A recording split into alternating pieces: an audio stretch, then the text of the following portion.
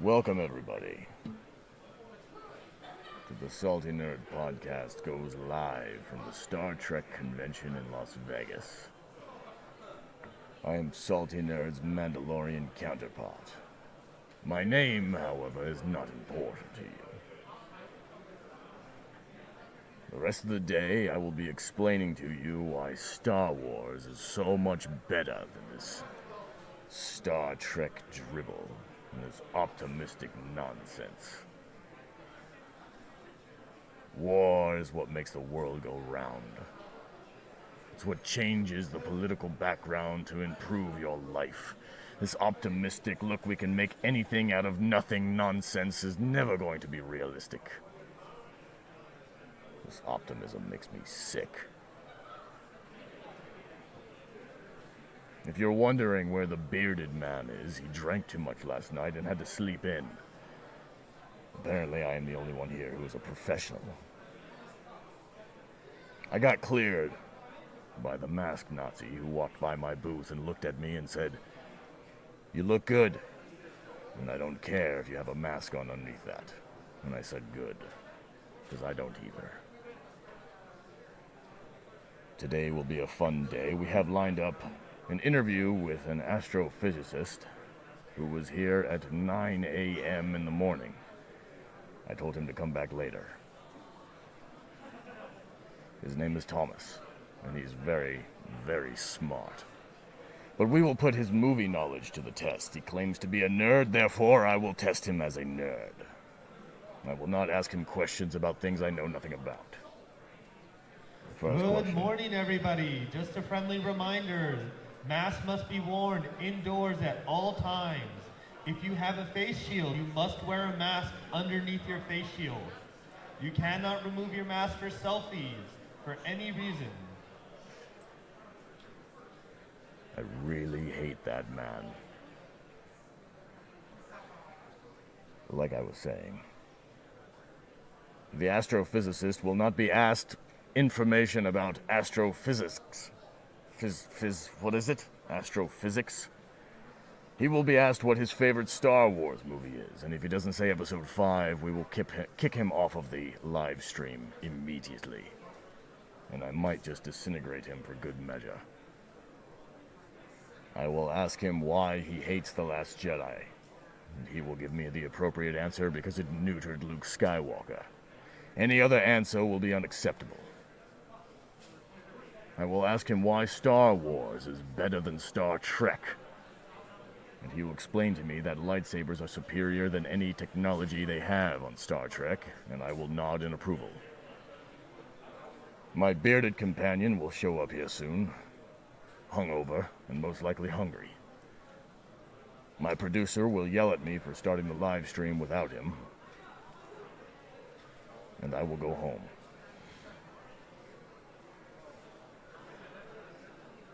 For those of you just joining us, this is the Salty Nerd's Mandalorian counterpart. My name is not important.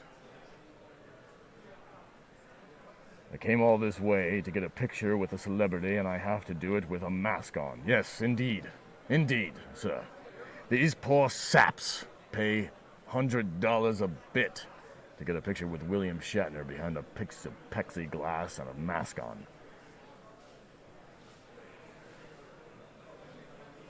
What dribble is this? Let's all just wear personal force fields and Mandalorian masks. You know what? I'm just going to say this right now. Everybody, and I mean everybody, should have a Mandalorian helmet and should walk around in public in it all the time. It is a much superior look than the chubby little hairy faces I see everywhere. I'd much rather look at a cool Mandalorian mask. The Saltalorian, I love it. Well done, sir. Well done. Points to you. The Saltalorian. Somebody asked me what my helmet was made of, and I looked at him with a dull dribble, and I said, "It's made of Bastille, you moron." Hello, sir. How are you today? Do you want to take a picture? No, you do not. How dare you, sir? Thank you very much. If you like podcasts, please check us out on YouTube. Take a pamphlet. I tickled this man's fancy. I am the Saltalorian.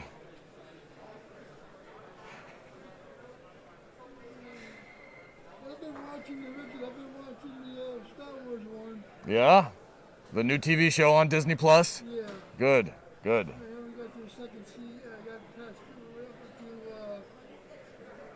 second season. I was waiting for the next season to come up around. So am I. I got in a fight with Din Djarin once. He's a pussy. He cried about his baby Yoda the whole time. I'd be strange how weird how they came out with that. It's okay, you can take your mask down, I don't care.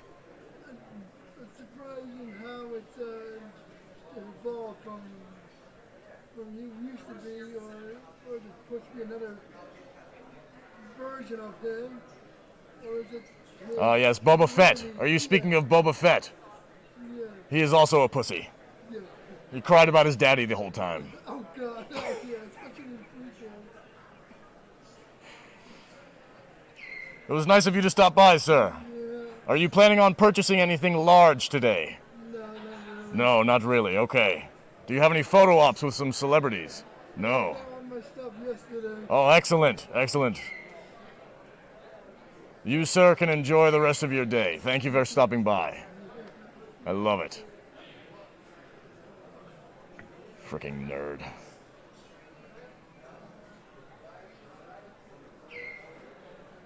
I love your alter ego. Thank you, sir. Thank you. What's up, Jedi Knight Lego? That is a really, really long YouTube name, sir. I'm not going to read the whole thing. You are now Lego Man. Lego Man is in the chat. Correcting. Cynthia Gundlefinger, please come to the fine arts table. Somebody's last name is Gundlefinger? Good lord. You need royalties, since Salty isn't using Saltalorian. Is using. I'm going to steal that from you, and you are not going to be able to do anything about it. Hello, ma'am. How are you today? Very good, I see. Yes, keep walking, you pleb.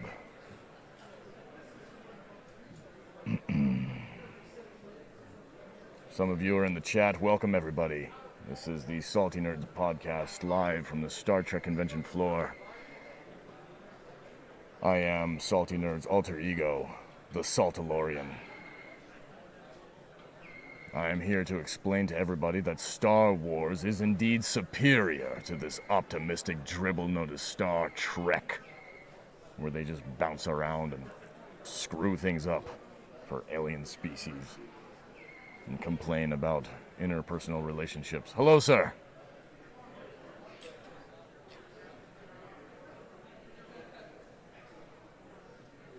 Gene Roddenberry, indeed. Ah, my bearded companion is here, and he's got his beard covered up. I want you all to give him a bunch of shit about it when he gets here. When he sits down and he shows you that he's covering up that fantastic beard of his, make sure to blow the comments up. Quit embarrassing us. No. With your saltiness. No. Don't make Matt mad.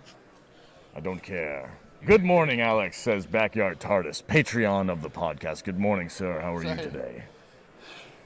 My name is not Alex, though. It is the Saltalorian. You, sir, covered up your beard. How dare you? Why didn't you wait till we got here? How dare you? Because I look more interesting than you do. That is why. And people were expecting us at 9 a.m. You're gonna get us kicked out of this frickin' place. You ready to get yelled at? I already checked with the masked Nazi. My Bastille helmet is on point. At least I got something comfortable to wear on my face, so. Comfortable? Yeah, that's not bad. Why don't you have a helmet like me? There we go. Okay. I called somebody a pleb. It was hilarious. Can you hear him in his Of mask? course they can. You can see on the screen that the microphone is picking up every word I'm saying. 17 viewers already, just by you? Yes, sir. Wow, you're like special. I also put Drunk3P0 on the title. Oh. Well, that'll work. I said, where the hell is Drunk3P0? Current Star Wars? No, not current Star Wars. Nick, you pleb, are you talking about? talking about 1977. Is this, we're doing this today? Yes. I am no longer Alex. I am the alter ego, the Saltalorian. This is my hangover look. You get no argument out of me. Star Wars is far superior. Indeed, Joker's voice. Welcome. Good morning. How's that? Get the beard up. Wolfgang Winter, not Gary. Gary is not here. He might show up later. We don't know. He did say something about showing up later, right? He did indeed. Playdude23, a Patreon of the podcast, is in the chat. Hello, everyone. Hello. The Saltalorian, did you meet my favorite Sith Lord, Darth Barbie? Krista Nova. Yes, indeed we did, and we took several photo opportunities. Krista Nova, your girlfriend. My girlfriend? The girl you were hitting on all night last night. No, it was not. It was not. Yes, you were. We have photos to prove it. Who is that? Who said that? Lego Man. Okay. I told him I wouldn't read his name because it was too long. His name is now Lego Man. Good morning, Mr. Kadish. He puts a mask on and his voice changes, and he has a new accent. Indeed I do. No, Yeah. that guy's a pussy. All right. So was Boba Fett. He cried about his daddy the entire time. This is our fuck COVID look, right? What's COVID? Yeah. I'm not doing this for 8 hours a day, man. I don't know what you're talking about. Hello, sir. How are you doing today? How are you? Excellent. Yes, keep on walking. Get out of here, loser. Oh, how are you? I'm better than you. I'm all right. I don't think you are. I don't think you are at all. I can't. Man, I'm fogging up. Jesus. All right. I'm very comfortable. I have an air conditioning unit inside my Bastille Mandalorian helmet. There, I can breathe now. Oh, it's Easy to- Admiral Phil. Admiral Phil, how are you doing, sir? It's good to see you again. You look What's up, fantastic guys? in your outfit. How are you? Thank you. Looks great. So, okay, you get the Boba Fett helmet. Yes. But painted black and gold. Yes. Golden Knights, baby. Huh? Golden Knights. The what? Golden Knights. Is that a Mando group? No, it's our hockey team. Your hockey? Nice. That's the Vegas Golden Knights. You know, they went to the Stanley Cup first year they were here. Aren't you a local? You're not. Oh, that's right. David is the local. Oh, Yeah, okay. We have a hockey team called the Golden Knights. It would take me a second to go. Okay. Oh, yeah, basketball. Gotcha. Yeah. You guys look good. That's a nice belt buckle you have. Thank you. You're throwing at people with the go with the colors, I color know. scheme. But it's way better than green. Yeah. That freaking moron Boba Fett. Both of our voices are kind of low today. I got tore up last night, man. Yes, you did. It was And fun. then you proceeded to tear up a waffle and fried chicken It was pretty good, I think. Was it good? with the Popcast guys. Shout out to the Popcast guys. New patrons, Popcast New guys. patrons of the podcast. Yeah. That's right. I didn't check my emails. this morning. SaltyNerdClub.com. SaltyNerdClub.com. That's right. The salt is strong with this one. Yes, indeed it is, sir. Joker's voice, local Las Vegas fan of the podcast. Thank you for stopping by, sir. Hello there, guys. Have fun. Wish I could be in the con. Greetings from Chile, South America. Whoa, that's cool. That is very cool. We usually go east-west, not south. That's so amazing. That's kind Greetings. of that's really cool. Greetings from Las Vegas. However, I have to disagree with you. You do not want to be here. The masked Nazis are Well, they probably have mass Nazis down there insane. too. I don't know. Golden Mando Knights. Good morning, Wolfgang. Good morning. Talking to nerds about sports. LOL. Indeed. Indeed. We're gonna send Salty home early today. No, you are not. Salty is not here, sir. Salty already stayed home. He said, I don't want anything to do with these nerds. Yeah. Saltalorian, your salt is nothing compared to my I don't even- what's it- shrimp powers.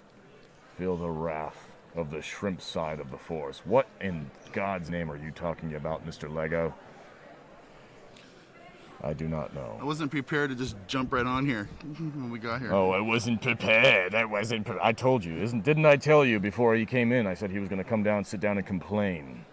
That's exactly what I said was happening.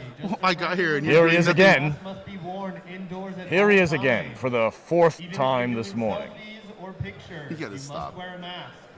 If you have a face shield, you must wear a mask under your face shield. Have He's a just great day. doing his job. He doesn't make the laws. My team defeated the Golden Knights, but then lost on the Lightning in the finals. Who's that? I'm so behind. Alan Orgy. Or Alien Orgy. Alien Ooh. Origin. Well, I've been a part of a few of those. Fun Oh, times. that's better. But I can't read with these on. These are my faraway driving glasses. Somehow, sports and nerds don't usually appear in the same sentence. Well, that's because I live in both worlds, unlike a lot of these people. Ah! Hey, The guys. astrophysicist is back. There he is. Is that camera on? Can we make sure that camera's on? Yes, it is. He can sit in my seat while you guys talk. Okay. Yeah. All right. That's just going to be a highbrow intellectual conversation. So, yeah. Because I just got here, and I'm going to go sit over here for a little bit while Salty interviews really smart people. So, enjoy, guys. I'll be back in a bit. Sit down. Thanks, all. Everybody, this is Thomas. Good morning. He's a very smart person. That's it. It's official now. You've said it. It has to be true. Yes. I am wearing a Mandalorian helmet. Means everything I say is true. I promised the group that is watching right now, there's over 27 people in the chat, but the first thing I would ask you is to check your nerd cred. What one is better, Star Wars or Star Trek? Personally or scientifically? Personally. I've got to go with Star Trek. I'm sorry. You've got the Mandalorian helmet. I know I've probably just made some enemies here, but Star Trek made me the astrophysicist. That's what it's got to go with. Nostalgia, I see. Okay. Well, Star Wars to me is I love it. It's science fantasy, right? In Star Wars, how the engines work doesn't matter. The important thing is the engines get you somewhere to have an adventure. In Star Trek, how the engines work is like 90% of episodes. Okay. So that's what got me into it. Except when Han Solo tries to fix the Millennium Falcon for 2 movies in a row. Yes, but it's not about which switch he pulls or how much antimatter there is. It's about creating the drama because the engine isn't working. Right? What do you think a hydrospanner is? Hydrospanner. This is what you... Hang on, this is a... It's a tool that Han Solo uses to fix the engine, yes. right? So pass me the hydrospanner. Exactly. He knows That's the quote. not the hydrospanner. He knows the quote. Very good, sir. If it's the original 3, I've seen them 1,000 times. Excellent. All right. So, of the original 3, we'll get to Star Trek in a minute. All right. The correct quality order of the films is 5, 4, 6, 3, 2, 1, with the originals and the prequels. You have passed. Thank you, sir. His nerd cred is in credit, in my opinion. That is actually an extra credit question on some of my tests. Okay. That I give. That is excellent. Fantastic, sir. Okay, so what is your favorite Star Trek TV show? Okay, so the original series got me into it, so that's got the nostalgia. DS9 was my show growing up, like the one I would watch every week as it was coming out. So I've got to say DS9, I think the best episode of Star Trek is In the Pale Moonlight in DS9. DS9 is the best episodes. TOS has my heart. TNG is probably the best show more objectively. Voyager is perfectly fine. And Enterprise I used to be a little down on, but I'm not a fan of the new Star Trek shows so much, so Discovery kind of makes Enterprise look like Citizen Kane. So in that way, I really appreciate. Like when Crystal Skull came out. Yes. And it the movie that does not exist. Like Temple of Doom used to be the black sheep of Indiana Jones, but now Temple of Doom is glorious. Yes. Because of. Yes, sir. You have checked all your boxes. Congratulations. Good. You are a worthy nerd. All right, so now let's get into the personal stuff. So you said Star Trek got you into astrophysics. 100%. As a young little Star Trek nerd, what was the first step you took in order to become the... Are you a doctor? Yes. When you get your PhD, you become a doctor. Yeah. And then that title gets superseded when you become a tenured faculty member. So I am now a professor. You're a so I'm still a doctor, but I have tenure, which means there's only 2 or 3 things I can do to lose my job. Wow. So if I steer clear of those, that's good. And it's the whole point of tenure is to give us the security to do research without the worry of trying something new and not doing whatever is just purely the orthodoxy at the moment. Because science needs that explorative type of research. I completely agree. So, as a young nerd, what was the first step you took? Did you take a college course, or was it right out of high school? Okay, so In high school, you've got to be paying attention in your math and physics classes, Okay. really.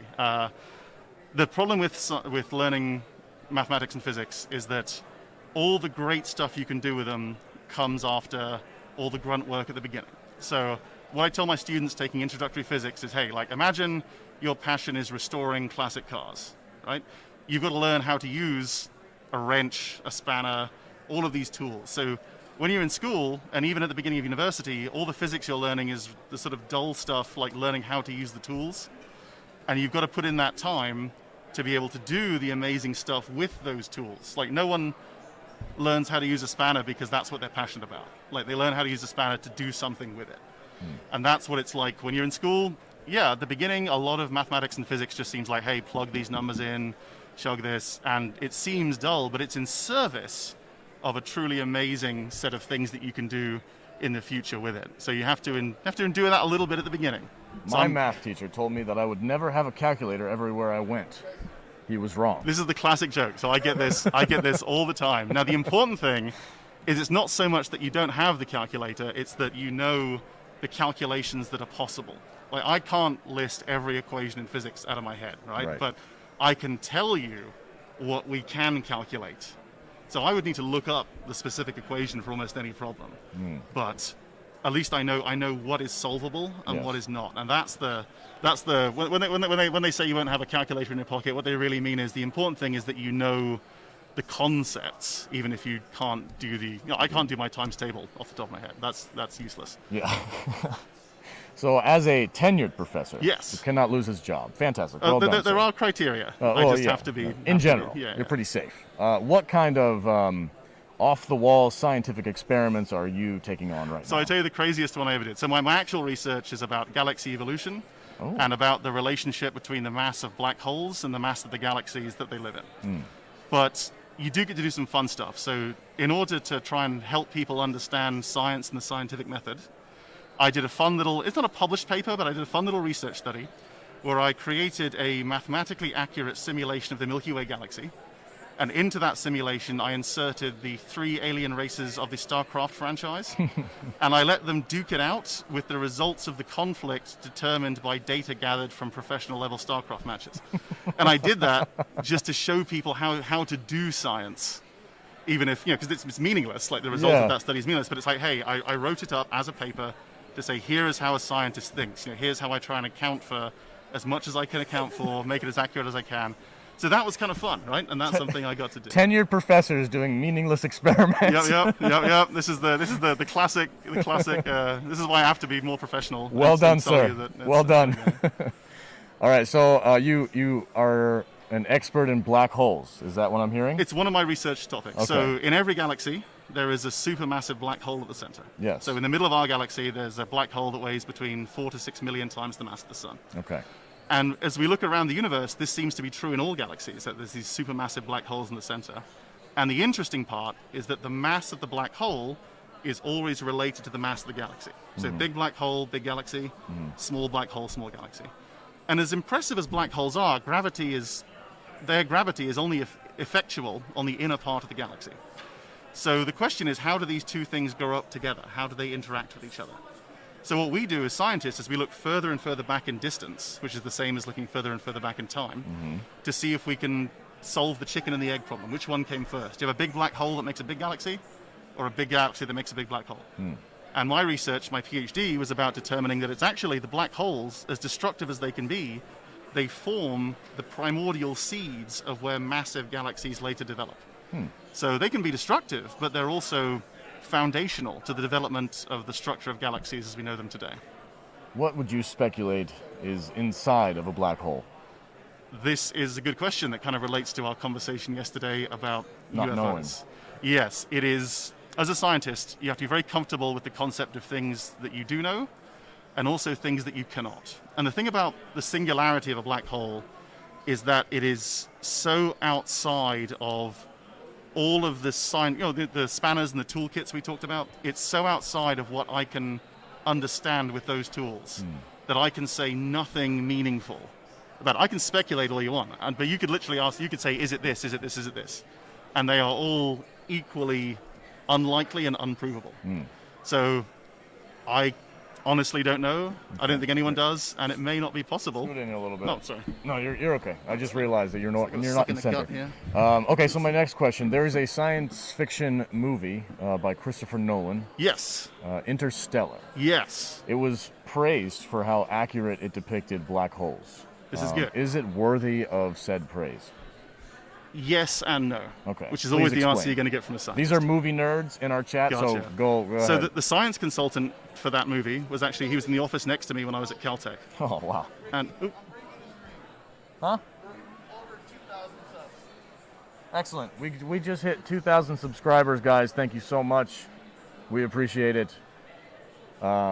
Hit the like button. Share this with your friends. We have over 30 people in the chat. we're That's up almost wonderful. like 20%, which I attribute almost entirely to me. So that's Yes, fine. indeed. Yeah, The so- tenured professor got us over the edge. Congratulations, sir. The science consultant for that is a really strong physicist. Okay. And I've done some science consulting before, and here's how it works. They will ask you, they will try and be as accurate as they can, but they have to entertain first as their primary motivation. So the things they do spectacularly, the simple image of that black hole, the simulation they created for Gargantua, I believe they called it, was spectacular. That is, according to our best understanding of black holes, what a black hole of that size and magnitude would look like, what it does to the light effects, all of these things. That was wonderful, okay?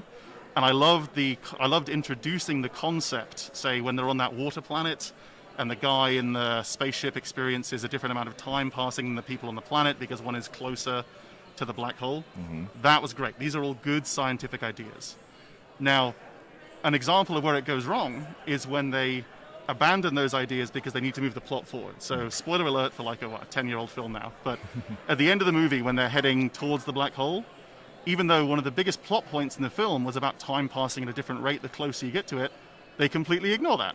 Right? He just goes, oh yeah, I'm just going to, I mean, Tars is like the best character in that film. Like, so Matthew McConaughey and Tars are going into the black hole, and they completely ignore the time dilation effects that would occur as you get closer and closer to it, even though they just made a big point about it on the water planet. And then where it really goes off the edge is when it turns out the black hole is made of love, because that comes back to your question about what's inside a black hole. Yes. And I'm like, whatever, it could be love. I can't, as a scientist, I can't disprove that black holes aren't made of love, right? But that would apply to an infinite number of other things that they could be made of. Fascinating. There's a question in the chat room. Let's see. We've had a. What do you think about the theory of everything? Yes. That's one Okay. So saw. I listened to that Joe Rogan episode where he talked about the theory of everything, and all I heard was a bunch of nonsense. All right. So this could is you- good. This is how science works, right? Okay. So nothing in science is ever right. It's just less wrong than it was. Okay. And every scientific theory is simply our best model of the natural world that we have. Okay. And it probably isn't possible to build a perfect model of the universe. We can just build incrementally better and better models. So I have no doubt that as time goes by, our models will get better. You know, eventually, Einstein's relativity replaced Newtonian gravity. Something will replace Einsteinian relativity.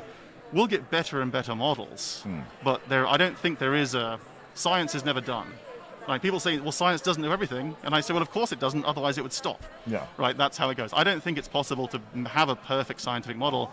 We can just build better and better progressive models. So I have no doubt that one day we'll be able to unify the concepts of quantum mechanics with the concepts of general relativity. Okay. And that'll be a better theory than we have today. Okay. But it's not the end-all and be-all. There'll just be more questions beyond that and more details and more things. So I don't think there is a theory of everything. I don't Okay. think you can build a perfect model of a natural system. One more question about black holes in the Yes. comments by Nick Clark. He says, have you ever considered that the center of a black hole could be so dense that the phase of the matter is undone and it becomes an empty space in the universe, kind of like pulling a drain in a sink? Sure, but it could equally be love. Right? I'm not being flippant. I mean, I love when people think about these things. And one of my favorite classes to teach is when I talk about things like this and then let students throw crazy ideas at me for like half an hour. Because my answer is going to remain the same. Like, I have no meaningful way to say anything about the singularity or interior or going through a black hole. Okay. Right? So sure. Okay. Is the answer I would give. It could be that. It could be that. Why not? Okay. It could be anything. It could basically be whatever you fancy. Yeah. Okay. So In the J.J. Abrams Star Trek movie. All right. Okay. So this is I've seen everything Yeah. after. So for me, Star Trek is like 1966 to 2005. Again, points for you, sir. I've seen the new stuff. I don't hate it. I Yeah. just don't like it. And Okay. oh yeah. Okay. But yes, they So, have yeah, a black hole. So there's two different types of singularities in those Yes. movies. So the one pulls you through and pops you out in a different time zone. Yep. The difference between a wormhole and a black hole. Yes, I like the idea of wormholes. Gotcha. I enjoy that concept more than just A black hole. A black hole. So Einstein agrees with you. Einstein actually postulated today what we call wormholes, and he called them, and he named them after himself. He called them an Einstein-Rosen bridge, after the two scientists that came up with the idea.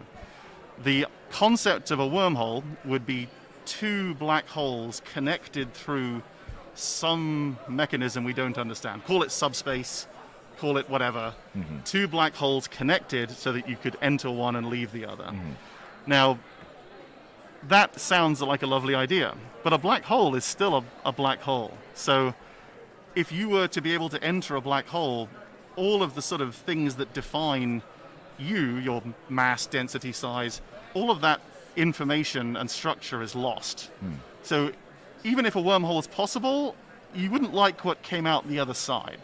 So I wouldn't recommend it until we can maybe even one day create a wormhole with an actual opening, like in Deep Space Nine, Okay. which would allow for travel. All right, so I have a salty question for you. All right. And Salt it's away. heated, so if you Hot salt. if you Okay. do not wish to answer, that is okay. Okay. How much of an idiot is Bill Nye the Science Guy? So this is it's a good question. I'm going to answer it in a way which doesn't impugn him in any way, right? So science is hard, and what I love about, say, Bill Nye and Mythbusters and all these kind of things is that it's kind of like my StarCraft paper. It's trying to introduce you to the ideas, even if it's a very, very oversimplified thing. So for all the flaws that Mythbusters has, at least it's trying to give you that concept of testing and repetition and what you The can scientific demonstrate. method. And Bill Nye isn't going to be in that same kind of category, right? He's in that we've got to simplify this to get people interested. You know, he's trying to be their Star Trek as it was for me. Okay. So there's room for this. You just have to. He's a great tool for that job, right? Okay. So that's why. So I don't dislike him at all. Like I think he's doing that work. You know, he's not Right. trying to teach you about all of these things. I grew up on him, and Gotcha. as I got older and realized he was flip-flopping on some very obvious scientific ideas, Gotcha. I kind of lost a little bit of respect for him. It was a Gotcha. very sad day for me when I So- realized that he was just an engineer and not actually a PhD scientist. So science does change. I mean, like if you look at Star Trek: The Next Generation, they're always talking about like cosmic strings, and yet string theory is not at the forefront of much, you know, of the developing research. I probably just offended every string theorist. If there are any string theorists out there, I'm sorry for saying that. That's But- what we do. We yeah. offend people. But things change and adjust. Okay. Right. So it's not unreasonable. I grew up in the UK, so I didn't see too much Bill Nye. Okay. Like we had Richard Dawkins, who is far saltier. Okay. Like so, I have no problem with like in Britain. I think the motto of Britain is like "shut up and know your place," like whereas the motto of America is like "reach for the stars." So I think I anything that gets people interested in science, Okay. it's at least done a service. What are your thoughts on Mr. Neil deGrasse Tyson? Mr. Neil deGrasse Tyson, similar to Bill Nye, right? Okay. Here's someone who's trying to. Oh, we have a visitor. You're fine. We have someone who's trying to I get have people. a visitor. He's in my seat and he's calling me a visitor. Hey, get out of here. What's up? I'm just looking at the connection because I can't. My phone just went dead. Oh, I'm good. Just making I sure still we're got still good. chats. We're good. We're live. We got 50 Yep. people in there. Okay. We're good to go. All right. Thank you, sir. Continue, Thomas. So I look at it like this, like, you know, he can be he's great at what he does. I love him. I wish I was him, right? He earns so much more than I do. But He's very charismatic. he is. But here's an example, right? I love he remade Cosmos, right, in 2013 or whatever. So I saw the original with Carl Sagan. Carl Sagan's just a legend. And I was watching the remake of Cosmos, and let's bring it back to this conversation of black holes, right? So a lot of what he's saying and the visualizations are spectacular. I love the remake of Cosmos. Where it went too far in my mind was when he says, let's take our ship of the imagination into a black hole, right? And he shows you this like 2001 trippy light show kind of thing. And I think at that point, you're doing a little bit of a disservice because he's like, well, it could be this and it could be this and there could be doorways to other universes, and there could be entire universes inside black holes. And I'm like, exactly what I said to you. Sure, but it could be love, right? It could be, it could be anything. And Yeah. and when I see something, he does speak correctly. He's like, now we're going to talk hypothetically about what's in the black hole, but that's not what the audience comes away with. The audience comes away with what's inside a black hole is a light show to another dimension. And that's why I worry that, but science communications have a tough time because they have to get you interested. And no one's going to watch my show where I say, what's in a black hole? I don't know. Right? That's not going to get the audience going. So not very exciting. I applaud him for what he does, and the same with Bill Nye, and the same with anyone trying to get people interested in science, because we need people interested in science. Science is, obviously to me, I've built my life around it. It's meaningful. It produces tangible results. It has utility. It's taken us to the moon. It's extended the human lifespan. Like, we enjoy a quality of life comparable only to like tyrannical Roman emperors in history today, just as average people, because of the byproducts of science. Like that. And look at what we're doing right now. We're like talking to people online, around the in world. a room, because of casual technology that I can pick up in the air. Yeah. There's no there's no internet connection. No like hard line. This is pretty special, right? Most human beings throughout history, their existence was just trying to get enough food not to die. Yes. Like for thousands, and I mean, we've been around as a species for what? Between 250 and 100,000 years. That's what they say. And I would choose to live now over any other. I mean, I have like dental anesthetic. I have more food than I can eat, as you can tell by my physique. Yes. Like, I have all of these wondrous things, and this is a result of the scientific methods and the progress we've been able to make. Are you ready to get conspiracy theorial? All right. We did go to the moon. That happened. Okay. Like, the Earth is not flat. No. It's not flat. No. It's not flat. Vaccines don't cause autism. All right. There we go. Now, watch the numbers drop as people leave. Yeah. No, it's okay. From my, if this was a different environment, I might argue with you on a couple of those things. It's all good, right? I mean, Good morning, everybody. Just a friendly reminder, masks must be worn indoors at all times. If you have a face shield, you must wear a mask underneath. For all photos and selfies, you must keep your mask on. Thank you. Imagine traveling across the globe to sit next to a celebrity who you care very much about, and take a photo with them through plexiglass with a mask on. Yep. That's the dream. That must feel great. That's what's brought everyone here today. All right, anyway, here's the thing, right? And this isn't like, I want to be very clear. Like, people can believe whatever they want. That's fine. I'm not gonna, I rip on things like astrology in my classes all the time. It's all totally good. Like, I'm not trying to I'm not going to call you an idiot for believing something different from what I've just said or anything like that. All I care about is whether, there's a scientific idea and there's non-scientific ideas. And if it's a non-scientific idea, then it's a belief people system. can have whatever beliefs they want. That's good. And debates between people who discussing ideas with people who have ideas different from me is one of life's greatest pleasures, right? I don't dislike it. I don't dislike them. I love doing that kind of thing. But when it's a scientific idea, that's different. Then I'm going to be like, hey, now there's a metric and there are measurable things we can use to determine what is as correct as we can be in science and not. It doesn't make us right, it just makes us minimally wrong. Okay. So, do you know much about ancient history? A lot about the Roman Empire. Roman Empire? Are you going to throw pyramids at me? Or I might. Okay. I might. Do you know how they built the pyramids? Really big whips. Lots of slaves and big whips. That's how they built the pyramids. Okay. See, there we have a difference of opinion. So this is where this is where Occam's razor comes in, right? The simplest of two explanations is probably the correct one. Now, I know that slaves in Egypt and whips existed. Yes. And stone. Yes. I don't know that aliens existed. So of those two explanations, I'm not saying I am right. I could be wrong. It could be aliens. But as a percentage chance, I think I'm going to go like 90-something% slaves and whips. Okay. And a small percentage aliens and anti-gravity devices. My question, not so much anti-gravity, but just maybe technology that has been lost to us. So tricks and engineering tricks that they may have had. Good. That may have been lost to the sands of time, so to say. Good. So the best example of this I can give you is something called the Antikythera device. Okay. And if anyone on the stream or you guys enjoy watching documentaries, just go to YouTube. You can find, I know about it a lot because one of my professors in undergraduate was one of the team who worked on it. So the Antikythera device is this amazing mechanical box which does these spectacular, using nothing but gears, it's basically a model of the solar system telling you where the planets are going to be.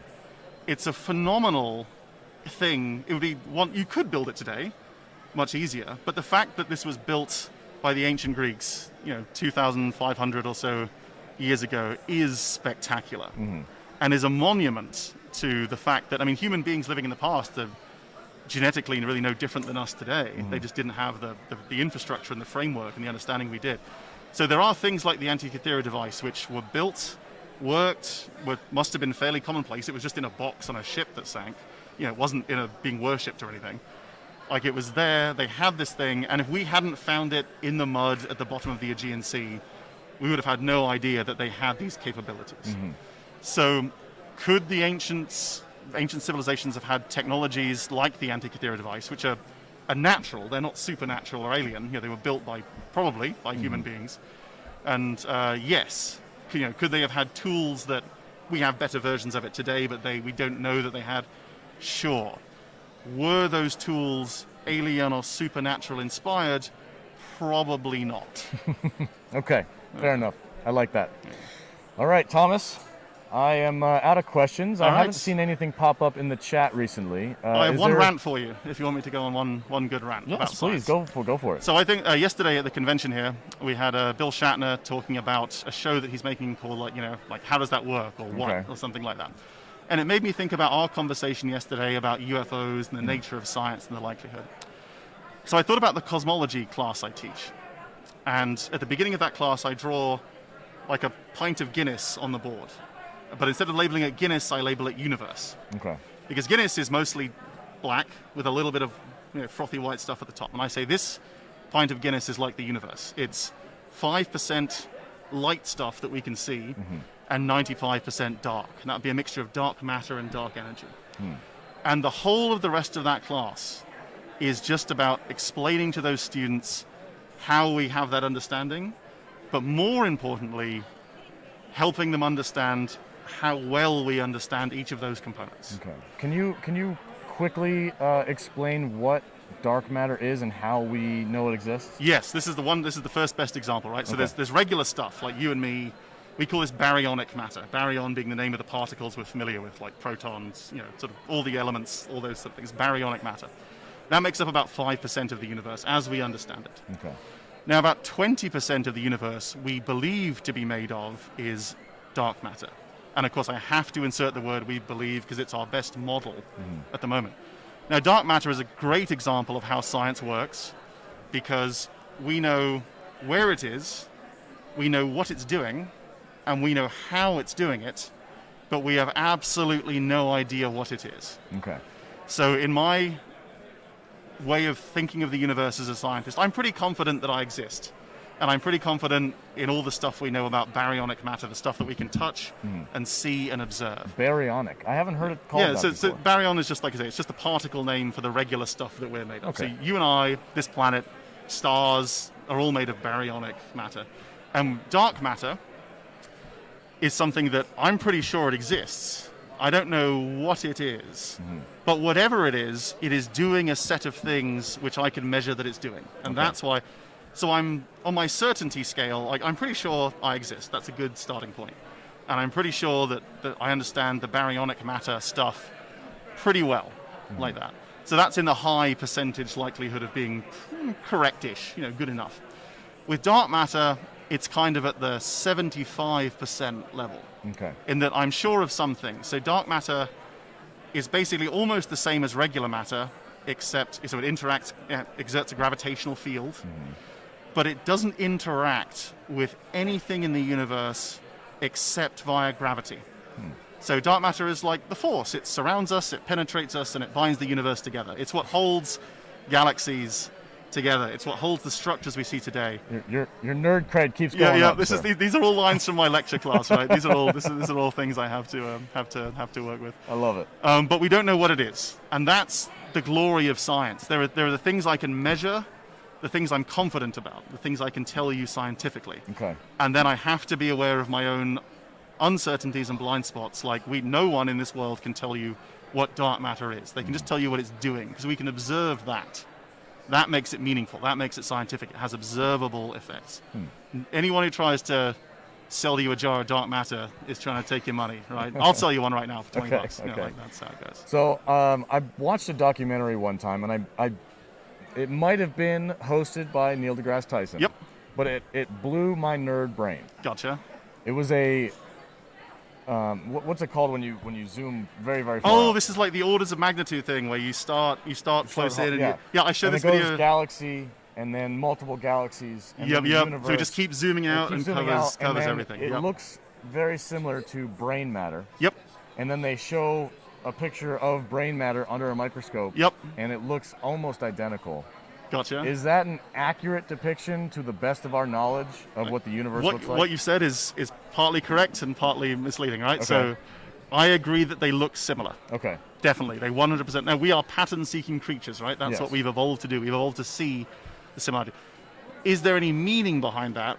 Probably not. Okay. And again, I'm not saying no. I'm saying probably not. Okay. So I can't prove the universe isn't sentient, or that the web of galaxies isn't parallel to the human mind or to any sort of sentient creature. Okay. I'm just going to say that here you have two things which kind of look the same. Okay. And that's true of many things in life, but it doesn't necessarily mean there's meaning behind that. That also brings to mind the Fibonacci.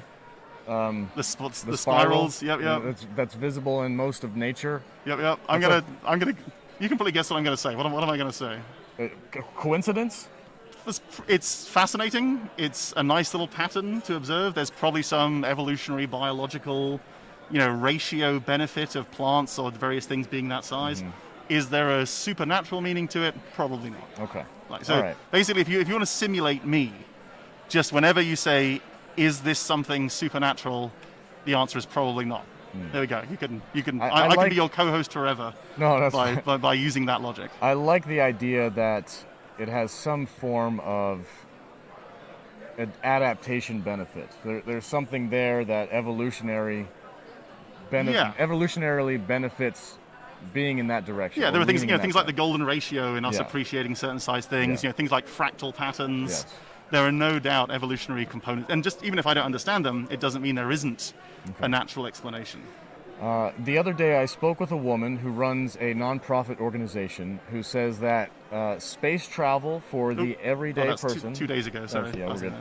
Space travel for the everyday person Yep. is about 5 to 10 years away. Do you feel that she is on the right track, or do you think she's? All right, this is good. So every scientist you talk to, I'm going to have another rant here. I do enjoy a good rant, right? Go ahead. If you ask me anything that I think we'll be able to do, like quantum computing, right? Okay. And you ask me how far away it is, I'll give you an answer. Like, if I think it's very, very likely, I'll say like 5 to 10. If I think it's like, well, we know the idea is sound, but we have no idea how to do it yet, I'll say like 20 to 25. And if I think it's possible, but it's so far out there, I'll say 50. Because what are you going to do? Track me down in 50 years and tell me I'm wrong? Yeah. That's sort of it's my safety net. Do you think it would be safe for the everyday person to travel in space? Everyone. Just a reminder, Speaking of safety, masks must be worn indoors at all times. You may not remove masks for photos or selfies. I'm trying If to you simulate have a face the shield, effect You of that. must wear a mask underneath your face shield. Have a great day. So, how do you define safe?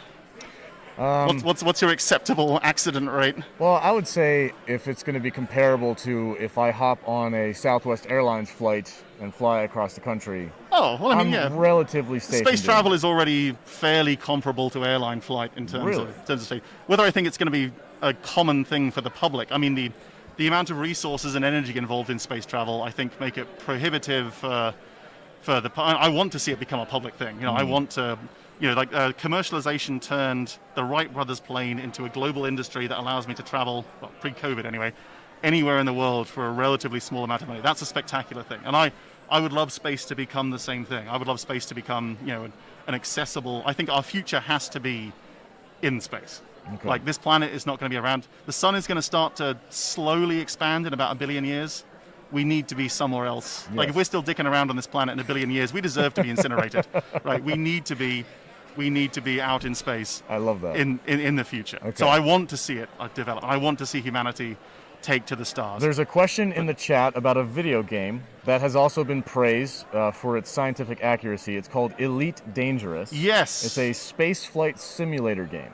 I was playing that way back in the day. So you have played it? Okay. Yeah, this is like, the really early versions. And I loved that. So that game existed in a time before you could have, massive amounts of data storage. My hard drive was like, 100 megabytes big at the time, right? And what that game did was brilliant. It used algorithms to generate random systems for you to visit because we weren't at a stage where we could store the data that you would need to have a universe size thing. Right.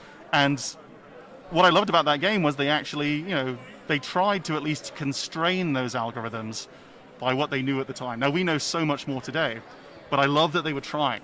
Kind of like my StarCraft model. It's like, we don't know everything, but I'm going to take what we do know and put it in there. And what I loved about Elite was that they said, okay, we live in a star system with X number of planets, so let's take a guess. Let's say some star systems are going to have none or 1 or 2, and some might have 20, but let's not have one with like 1 billion, or something crazy. Their algorithms are calibrated reasonably for that, and I always appreciate anything where someone tries to put a little bit of reality into that.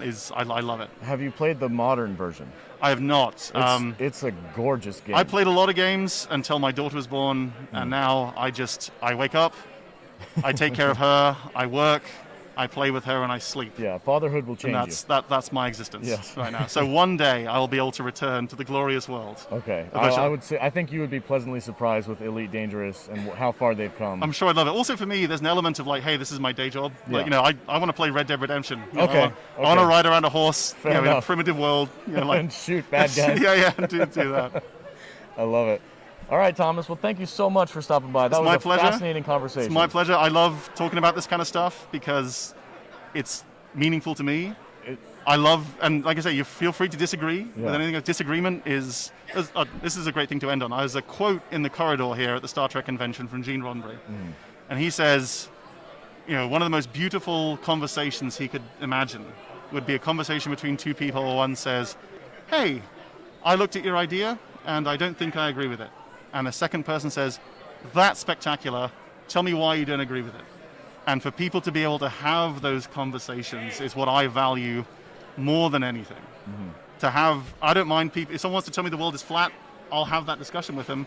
I'm not going to get angry at them. I don't want them to get angry at me. Did you see that documentary where they had the laser GPS system? Oh yeah, and they showed that it was... proved themselves wrong, and they were like, oh, shit. So here's a great note to end on, because I get flat Earth stuff quite frequently. Really? Yeah. It's not usually my students. It's usually a member of their family, and they want to know what to say to the member of their family. And if you're talking with someone who has a belief like your friend that the pyramids were built by anti-gravity, and I'm just ripping on him now. I know. I'm just teasing you.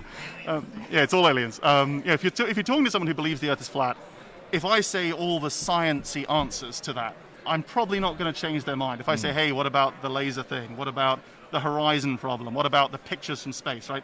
They're going to say, oh, it's fake or it's fine. So you can't change minds like that. So I had to think of a better way, because what I want them to, I can't change their mind overnight, but I want them to think about it.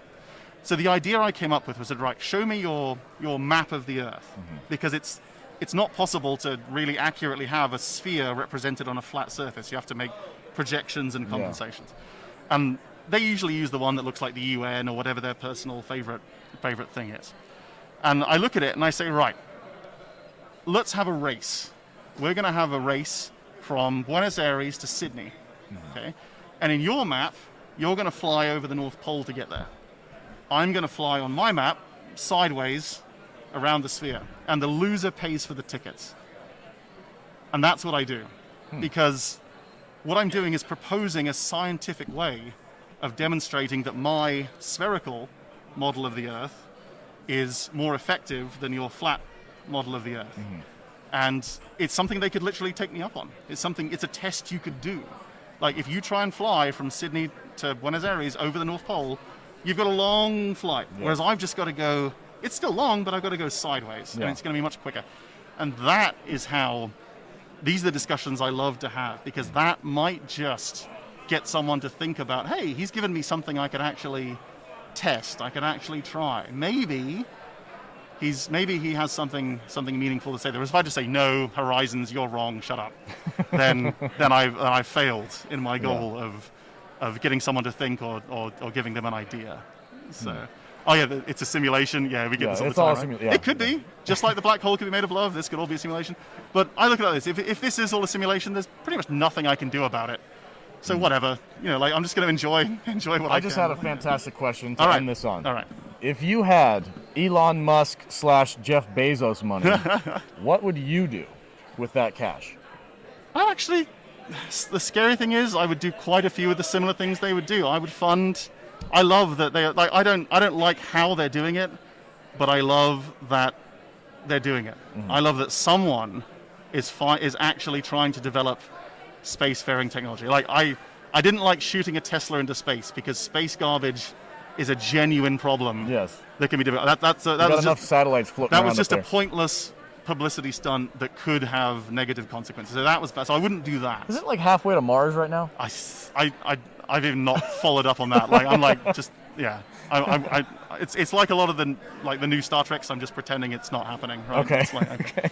So I'm glad that they are doing it, because we stopped really developing space technology in around the 70s, right? Once the political will evaporated after the moon landing and the oil crisis hit, space tech has been the same for a long time. It's been strap a capsule to a mostly controlled explosion and hope for the best. Well, if I'm not, and I might be mistaken, but I think NASA was still paying off one of the shuttlecrafts until like 2014 or something. Yeah. And what we have now, I mean, the shuttle, what we have now is less advanced than the shuttle. The shuttle at least was reusable. It had its flaws, but at least we're progressing again. We are beginning, as Carl Sagan said, to dip our toes into the shore of the cosmic ocean. When Elon Musk landed his ship on a platform in the ocean, I was like, here we are. I was so annoyed that they cut the live stream at the exact moment of landing and said technical difficulties. Oh, it's all fake. It's all fake. I'm like, you didn't want me to be watching in case it blew up. And now you're going to show me the landing that it didn't blow up. And you're going to put a little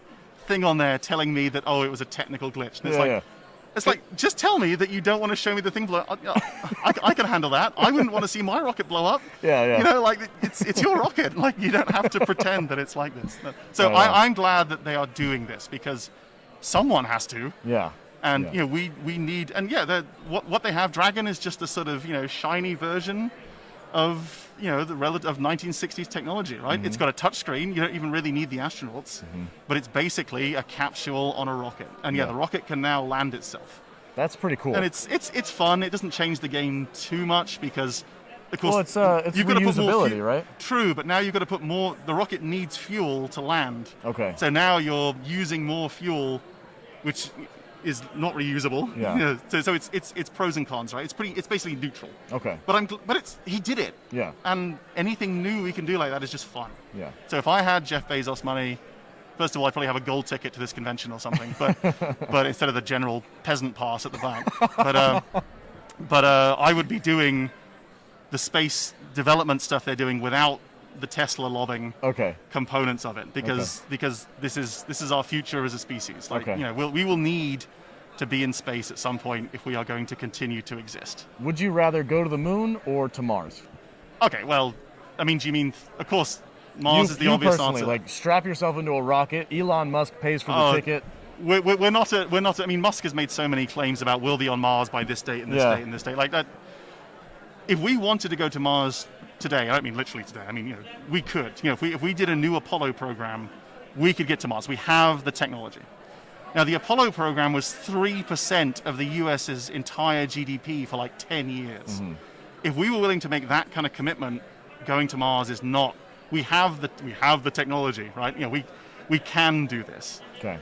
Musk doesn't have that kind of spending power. Okay. And will we get to Mars? Yes. The more we spend, the quicker we'll get there. So, if I had to use today's technology, I would go to the moon, because I want to come back.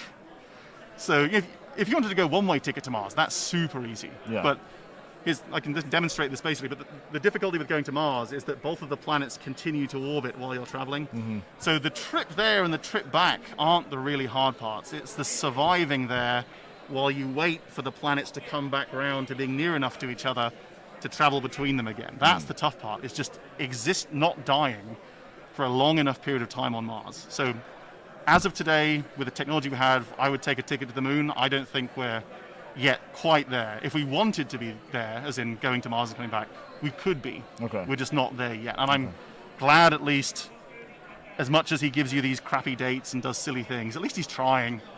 And I can appreciate that for all the silliness. So well done, Elon and Jeff and anyone, and Virgin Galactic as well, right? Anyone who is trying to develop our future in space. I applaud them, even if they're doing some dumb stuff along the way too. I love it. There's a comment from Rod. It says, I would love it if someone invented a way to get rid of the space junk floating around. Maybe a magnet or some kind of which targets just to find the junk. Okay, so this is yeah, good. basically... People are actually working on this because it is a problem. So there's a couple of ideas. There's the magnetic debris, which, as he points out, is we're doing it with magnets. Deorbiting satellites is very, very difficult. Do you know how we're doing it? We've built like a space net with a rocket booster on it. So we're launching missions that fire nets at old satellites and slow them down, which brings them back into This is orbit. already happening? We've done it a few times. It's How being efficient developed. is that?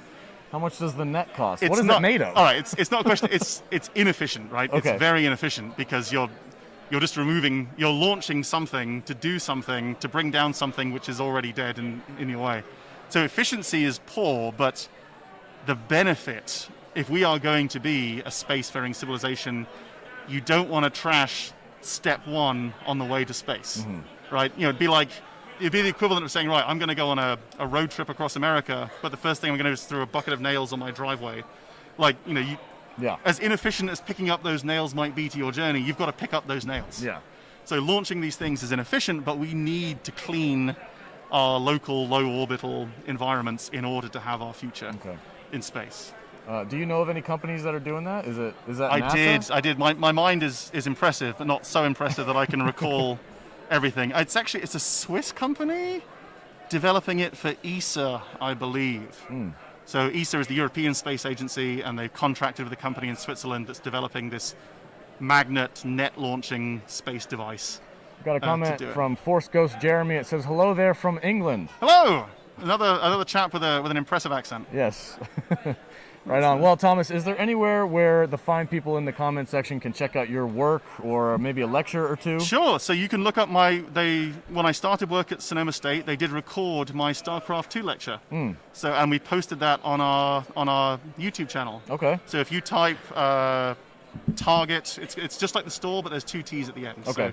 So TARGTT, StarCraft Sonoma into Google, you'll find my recorded lecture where I take you through this concept of creating first of all, I take you through the science we understand about the science I use to make the model. Okay. And then I tell you about using the model. The sound is a little, this was recorded in 2013 on a crappy microphone, so it's a little rough and ready by today's standards. But if you want to watch me explain that, then that's what I don't really have any other fixed appearances. Okay. Do you have a social media on Twitter? I try and I'm not against social media. My life has been happier since using it less. Yes. Like I value conversations. Like I'm glad to be part of this. It's good to be able to talk to these people too. But I've tried to scale back my personal social media presence. Okay. Although I love doing things like this. I was talking to Garrett Wang about trying to be on the Delta Flyers podcast to do a similar, slightly less salty, slightly more optimistic sort of thing like that on that sort of thing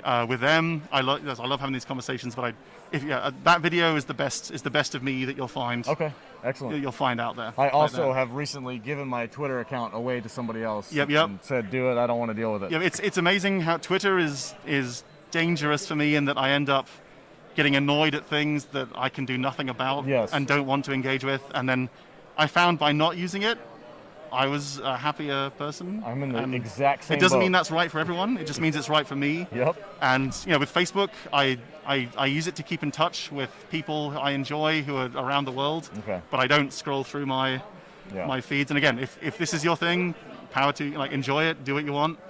I've just found that was better for me. So that's why I'm glad to have that video on YouTube, but that's about the only other place you'll I think you see and me. I have a lot in common.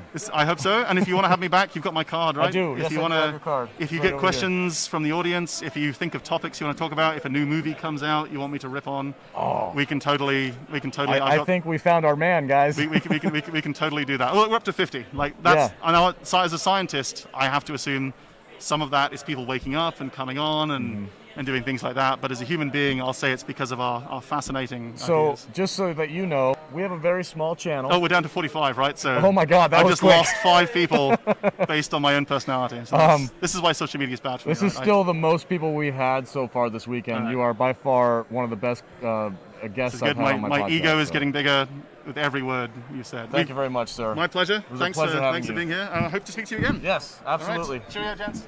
Enjoy the rest of your day. Hey, thanks, man. My pleasure. Thanks All right. for sir. Good to meet you. Nice to see you. Okay. I was way out of my league on that one. He did say Star Trek was better than Star Wars, though. So, got to Jesus take the Christ. wins and losses, I suppose. Glad I showed up an hour early His today. nerd cred was intact, though. He said the new Star Trek was shit, and the best Star Wars movies were 5, 4. What did he say? 5, 4, 6, and then 3, 2, 1. Which, you know, I agree with that. I think I need to get you guys a room. He was a nice guy. He said one thing that I really wanted to argue with him, but not here. Not here. Yeah. All right, let's see. Best friends. Salty has a 48 people best in the friend. chat. Thank you guys so much for joining us. This is the Salty Nerd Podcast live from the Star Trek convention floor. The masked edition. The masked edition, because we almost got kicked out yesterday because Yeah. Gary Oh. from Nerdrotic Hey, showed Matt, up, can you have my water? and he just lit the place on fire. But Alex stayed home today because he drank too much last night. I am the Saltalorian, I'm gonna get smart. and I got pineapple kiwi smart water. are you Australian or? I don't know what I am, but that's my really bad accent. Smart water. Oh, Pineapple man. kiwi. See? This guy, cool expert. Get that. Yeah. Nobody cares about your water, I'm man. pimping smart water. Hold on a second. Pineapple kiwi. We just lost a comment because I can't read it now. Sorry. The 3 things in the same sentence. And okay, hold on. I'm afraid if I touch anything, I'm afraid I'm going to Jesus lose the Christ. stream. So Here, I'm hold on. sorry if Just- I missed your comment. We'll talk about it later. Yeah, man, says the real Sean Crummel. Sean is in the chat. Welcome, sir. Thank you for being Here, here. find it. What? Oh, Okay? oh shit. Technology. It's amazing. Hey, everybody. What is going on? I get here and I get kicked off for an hour. Ellerman JW says this guy cool, except when he said he's sure that Earth is round. We landed on the moon, and autism is definitely not caused by a vaccine. Those 3 things in the same sentence is our problem as a society. Okay. I would love to argue with him about one of those topics. But we're not going to. Not here. That's not why we're here today. That's not why we're here today. I would have to start a different channel for that, Yeah, you would. and I would have to do significant research so I didn't sound like a frickin' moron the whole time. I'd need some I backup. don't like to research. Oh, man, Matt just took off again. He is busy. Good. He's out working. Good. He's out Hello, getting sir. us. Hi, how are you? Somebody just took our picture. Somebody just took our picture. Wow. I'm way better looking than you. You're the first one to do that. Just come up and take our picture. Yeah. Took 5 days. We're famous. Would you like a photo with us? Come on over back. here. Get behind here. Absolutely, thank you. Yeah, of course.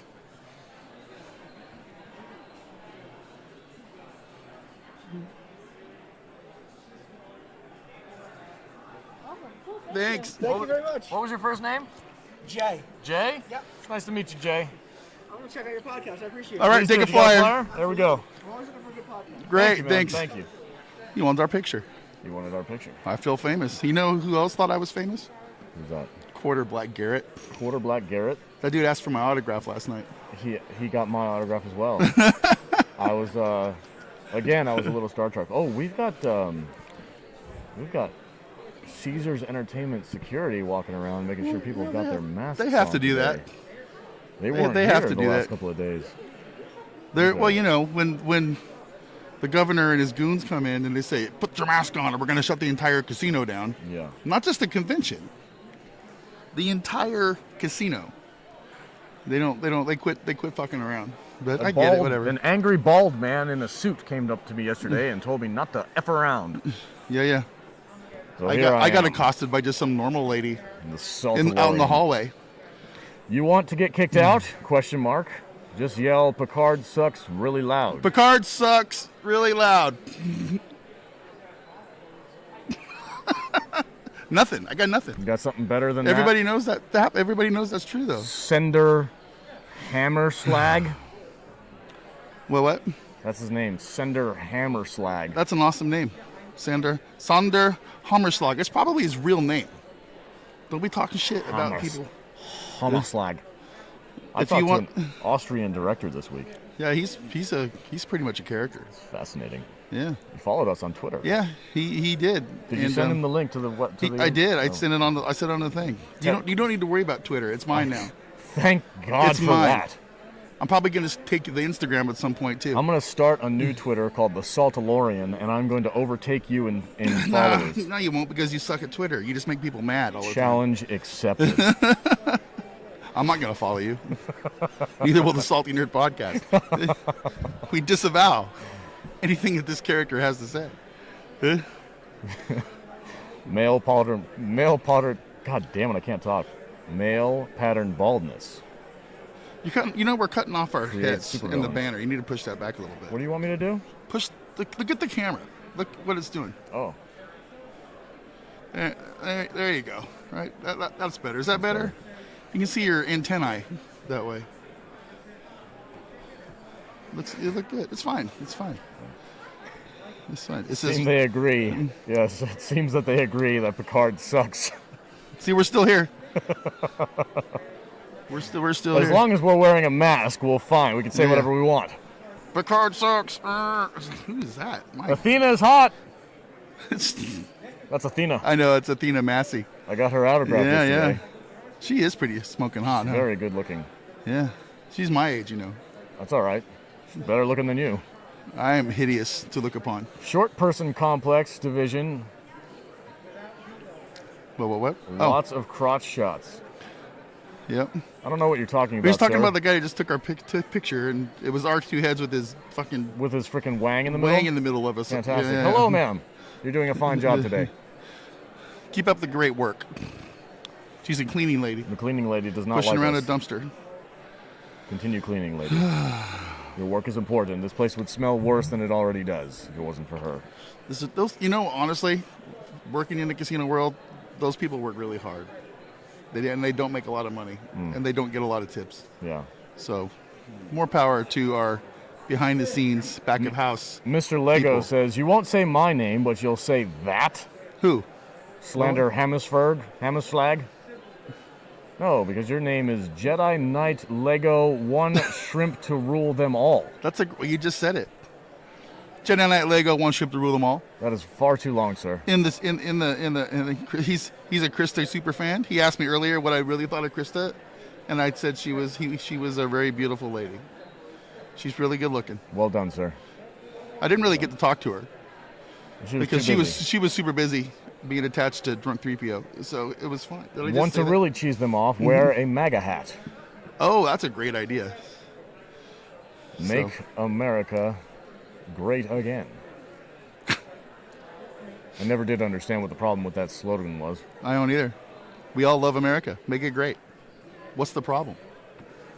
I don't know. That's super. That's like the lamest saying ever. But there's really nothing controversial about that. No. Make it great again. It's just words, but because it's on a red hat. No, it's because it was coming out of Trump's voice. Make America great again. Yes. I can't do a Trump voice. I can't. I'm doing a very bad one. Right? I don't know what I'm doing. I don't know. I'm wore out, guys. This is day 5. Jeremy wore a MAGA hat to see how many people would get upset. I'm assuming you mean Jeremy from Geeks and Gamers. Oh yeah. What a fine gentleman that he is. Yep. I shook his hand yesterday. You made up. You kissed. He almost kissed me. We're all good. It was weird. We love Geeks and Gamers. I will not wear your swag, though, sir. You will never catch me dead wearing a Geeks and Gamers hat. It's okay. Anyway, whatever. Anyway, guys, if you have any more ideas for people that you might want us to talk to, there's a fine-looking gentleman with a suit. Yeah. I'm kind of, I don't know how I'm feeling today. I really don't want to be here. We can tell. We need more scientists for you to talk to. He was fun. Here comes the. Oh, it's Miss Piggy. Oh, these are. They've been here every day. Friendly reminder: masks must be worn indoors at all times. You may not remove your mask for photos or selfies. It's the. If you have a face shield, you Harold. can still wear a mask. Is this It's the Harold and Weirs. Roxanne? I think so. County Health Department. Well, I'm gonna flip the camera. Have a great day. There we go.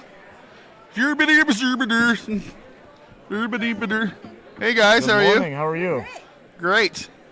Well, she's got Kermit hanging around her waist. Kermit Riker. Nice. Yes, that's good. Kermit Riker. Smorgasbord. Smorgas of Borg. That's incredible. I love it. I love it. Kermit being hung by his neck? No, he's got a backpack. Or is it by his back? No. Oh, no. Yeah, he is by his collar. I made him a purse. I thought it was That's around good. his neck. He's a purse. I felt so bad. I was like, oh, Kermit. that is so morbid. Let's take one for the. He says he doesn't have pants on. I said, Yeah. Does Can we Kermit get a ever? photo? Does Kermit? Here, I want this one. I want you take a picture of me. come on. Matt, come here. Here.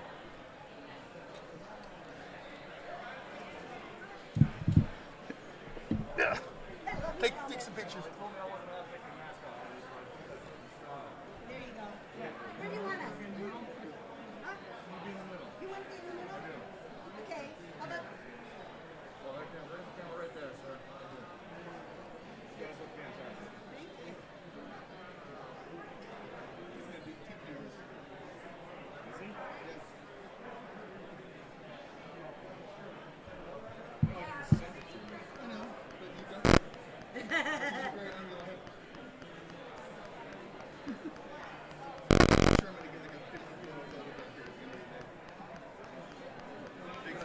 Some you probably don't want. Probably. Yeah. Take care.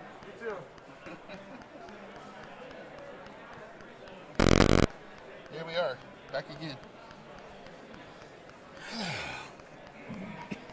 They've been here every day Every single day. with a different costume every day. Different costume every day. That's kind of cool. I admire dedication. You were talking shit last night. Who was? You. I was not. And we have not asked anybody if they've gotten laid yet. No, not about it. Not one. That needs to happen. This slightly effeminate man over here, I need to ask that question.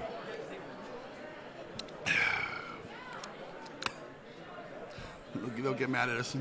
Oh, how dare you drink water? This dude's wearing a Wesley Crusher shirt. Don't. Yeah. He is. Hey guys, how are you? Wesley Crusher shirt. He's cosplaying as Wesley Crusher. Shut up, Wesley. Shut up, Wesley! And he's holding the hand of a woman who has a half-shaved head, short haircut. What does that tell you?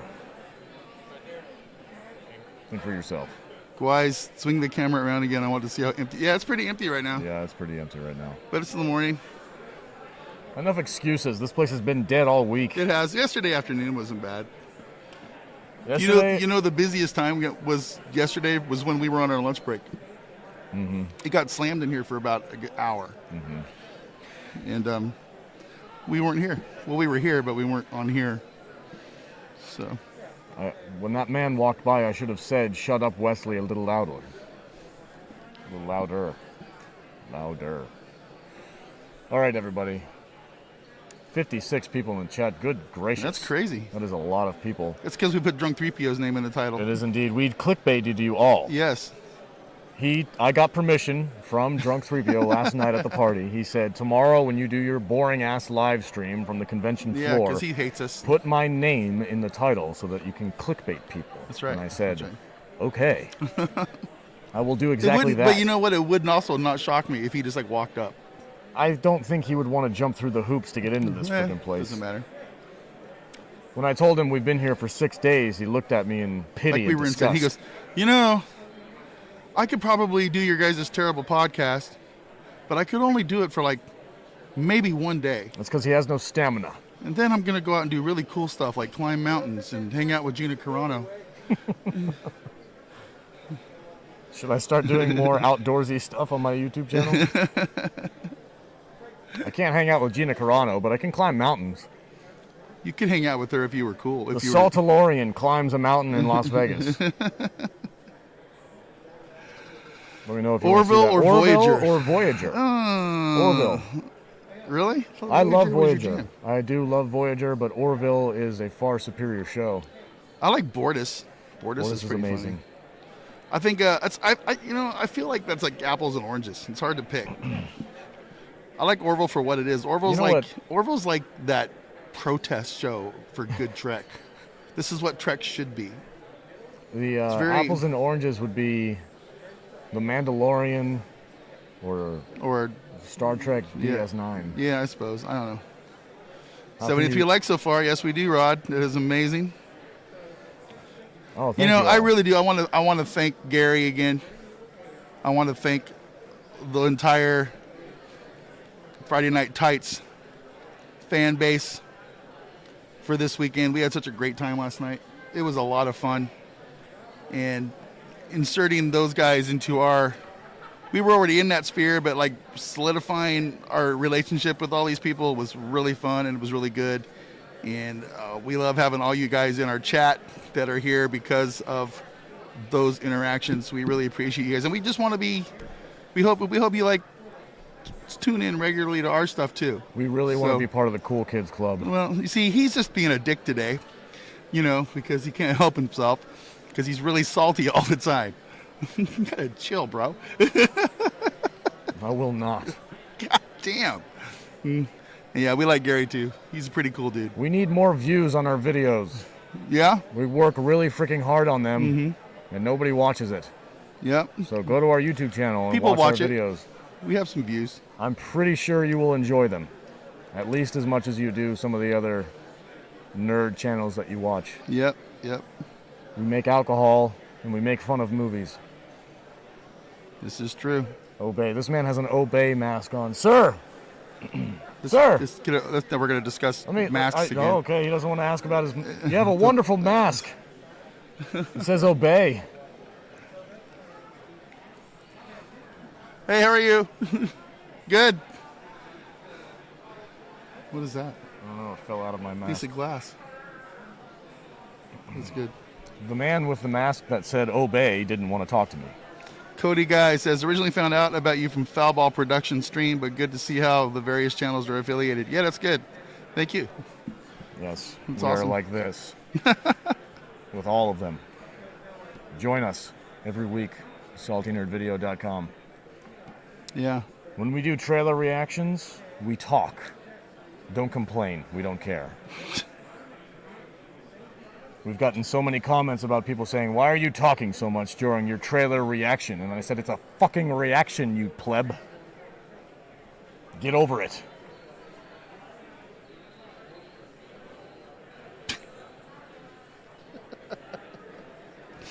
I don't know what to say to that. I embarrassed him. He doesn't like the F word. I love the F word. We just got demonetized. I use the F word all the time.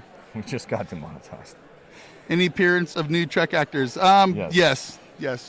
They have had a presence here, but they're not that big a deal. They come, they have their 30 people that want to get their subscriptions, and they get in and out really fast. It's nothing like the other actors. In 2019, when most of the actors were here, this place was a poppin' place. It was very busy, very packed. This year is very slow in comparison. The Star Trek Discovery actors have a little area over there where they sit. The only one that I saw get any kind of attention that was notable was Jane Brooks, who I believe is a famous actor outside of Star Trek. Yeah, maybe. I don't know. So I think that's kind of boosted her a little bit. But the other actors, a few people here and there come over there and chat to them. Also, the Star Trek Enterprise actors are in the middle of the showroom, and they've been there all week. So here's how it's set up. They got actors. The main actors, you don't really ever see them on the main floor. They have them set up in their separate rooms where people buy their packages to go buy the expensive autographs. And some of the actors from the older shows like Enterprise and those kind of things, they actually have some tables and booths set up in the middle of the area, and they're there probably 5 or 6 hours a day, just interacting and talking to people. You know, like there's Connor Trenier and some of the guys from Enterprise over there. You know, Klingon number 4 from the original series, episode 12, is over there somewhere. You know, that kind of stuff. You know, and these guys, they come in, people talk to them, people love it, man. It's pretty cool. Yeah, Enterprise actors have had actually a pretty good presence here. Like I said, Connor Trenier's been over there. Hey, how are you? Fine. Someone just gave me this. Oh, it's a Star Trek mask. Yeah, they just handed it out. She probably made it herself. She did make it herself. Yeah, that's it. Let's show them. People handing out masks, everybody, with Star Trek stuff on them. Burn it. Stop. Or get it signed and keep it in the bag. That's what I would do. I'd get it signed. Yeah. Well, I'm afraid to open it up. I know, right? Yeah, it might have coronavirus on it. Actually, I was afraid to open this up, too. This will be my bookmark. There you go. There you go. That's good. Well done, sir. That's how you do it. Right on. Well Have done. a good con. Burn it. Fucking hate you. Yeah, so Connor's here. Man, I'm having a hard time with people's names today. The guy who was the chief security officer is here. The navigator guy is here. I haven't seen like Scott Bakula or anybody like that here, though. So Jamie Vanderhurst is in the chat. yeah, he's here every day. He's one of our regulars. Welcome. What's up, Jamie? Playdo23, Patreon. Welcome. One trip to rule them all, and I seen you here. Yeah. This is the saltiest I've seen Salty. Yeah, Salty is salty today. This is true. We're all pretty salty. I'm just trying to be cool.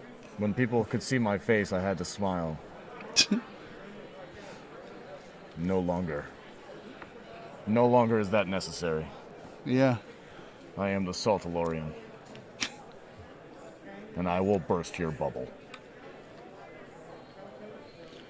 Starting to pick up a little bit. Getting a few more and more people in here. He's lying to you. People wheeling around. A lot of wheeling around today. You know, if I had a scooter, because I couldn't walk, I would make that thing look like the Star Trek Enterprise. And then I would crash it down a set of staircases. Because they destroyed the Enterprise in every movie. They destroy the Enterprise in every movie. What are you talking about? That's what I said. Is that what you said? Yes. Well, I can't understand what you're saying half the time. so Lies. It's fine. You know what ship doesn't get destroyed all the time? The The Discovery. Millennium Falcon. Disco. They did destroy the Disco, didn't they? I think they did. I don't know. I don't watch that stupid show. It looks like a pizza cutter. It's a ridiculous design for a spaceship. The Spore drive. Malcolm Reed. Yes, that's it. That was the Enterprise security chief. I travel space via mushroom. Yep.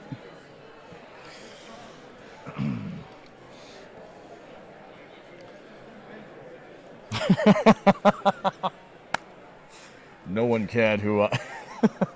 No one cared how salty I was until I put on the mask. Well done. Well done. Gotta breathe. Gotta breathe a little bit. He's breaking the rules. I don't care. If the mask Nazi walks over here, we're going to get kicked out. You'd probably like that. Kicked out live on stream. Yeah. I thought that was gonna happen yesterday when Gary was here. I was really, really wanting to. Here's the thing, though, guys. Our producer, Mr. Matthew Kadish, is a well-known science fiction author who has his own publishing company called 12 Oaks Publishing. And if we were to get kicked out of here, the reservation is under his business license.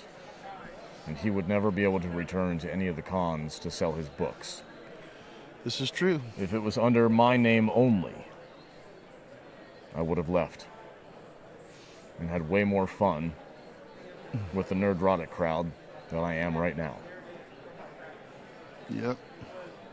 Another Fear and Loathing in Las Vegas character. Yeah. This That is not a this is unique thing. cosplay. I think he's already been through. Yes. Hey guys. Well done, sir. Is that the canon from that episode of Star Trek? The bamboo cannon? You guys made it all day. I mean, All week. All week. nice work. Thank Yeah. you. It's dedication.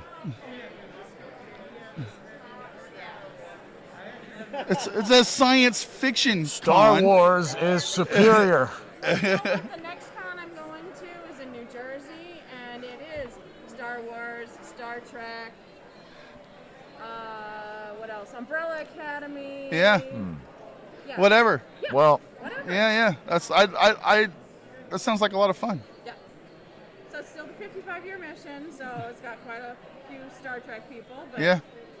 it's nice That's to combine great. it because if we're a Star Trek fan, we're science fiction fans. You make that dress yourself? I sure did. I can tell.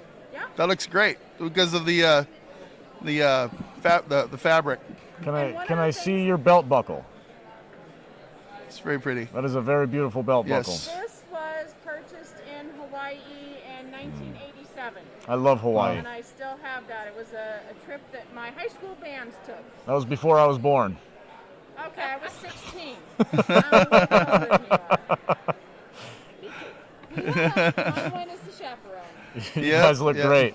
Thanks for stopping by. Looked probably a little more comfortable than dressing up in the outfits. Just be nice. The You having costumes I had on the last yeah. couple of days. I always do this one the last Yeah. convention. a bit more It's casual, kinda- relaxed. Yes, it's much easier Uh-huh. to wear than all of the costume stuff. I totally understand that. I was yelled at we're, yesterday We're pretty beat up. So for the mask thing, and nobody in Star Trek wears helmets. Right, So here we are. right. So you had to do something. I had to do something. yeah. That's fine. Are you guys enjoying yourselves? When I was here, R2D2 was running around. Oh, excellent. Rolling around. That droid caused me so many problems. That was her yesterday. That looks great. Oh, yeah, nice. I think we saw you guys. Yeah. Yeah. We Very went good. by a couple Yep, of times, yep. and I was Q the day before. Oh, Yep. Yeah. I remember her. that was my favorite one. Yeah. Yeah. It's probably a little sweaty now, though. I was wearing that day. Yep. There you are. Yes. So, Oh, yes. I like that Oh, guy. I had Yeah, sex yeah. with that man. We- yes, you did. So did she. Was Wow. I protected? I had a glove on. We're going to need a blood test. Even more than COVID testing. Right? Have a great day, Yep. guys. Thank you. A $5 super chat from Eric Boss. What a boss name, Eric Boss. He can be as salty as he wants, laughing my ass off, watching you guys a little bit when I can while I work, making the day a bit brighter. Thanks, man. Well, that is our That's job. awesome. That what is we're what here. we are here to do. Thank you for the $5. What? Sean Crummell says, you guys made it the whole convention. Salty. I wish I would have been kicked out. I think, yes. That man has a Jurassic Park backpack. Jurassic Park backpack. I'm gonna Dinosaur go man. steal it. Can I go steal that from him? Put him on your bounty list. Yes. Yeah. Get a fob. Yes. How do the fobs work, guys? They don't. It's nonsense. I'm gonna. Nope, we got another Did we ever masked figure it? security guard with a Yep. clipboard this time. Look at this, look at this, look at this. The Gestapo's here. How do you know that's a Gestapo? It's a Caesars Entertainment person with a clipboard. 74 people. Oh my I goodness, think they like the 74 people. I think they like the Saltalorian. What? Give us a like, guys. if Give you us a haven't like, guys. already. Kadish is over here barking orders at us. Yes, our producer is telling us to Hit that remind thumbs up button if you haven't hit it yet. And if you're We got to not shill our subscribed- stuff. Got to shill our stuff. you. Yes. Hit the thumbs up button. Hit the sub button. Hit the notifications button. Check out the Salty Nerd patron. What is it? SaltyNerdClub.com. Yes. SaltyNerdStore.com. SaltyNerdList.com. And what else do we have? Now he's telling us we're going now too we far. go. Now it's too much. Now it's too much. So Share us it's on your like, social medias. Slow it down. Share it out on your social medias. Yeah, 52 movies a year. I recognize that name. Hey, just get vaccinated so you don't have to wear the mask. No, that's not Oh, true. never mind. That's not true. Yeah. Yes. It's bullshit. I asked the gentleman yesterday, I said, everybody that came in here got a negative test. Is that correct? And he said, yes. And I'm like, well, then why are we so worried?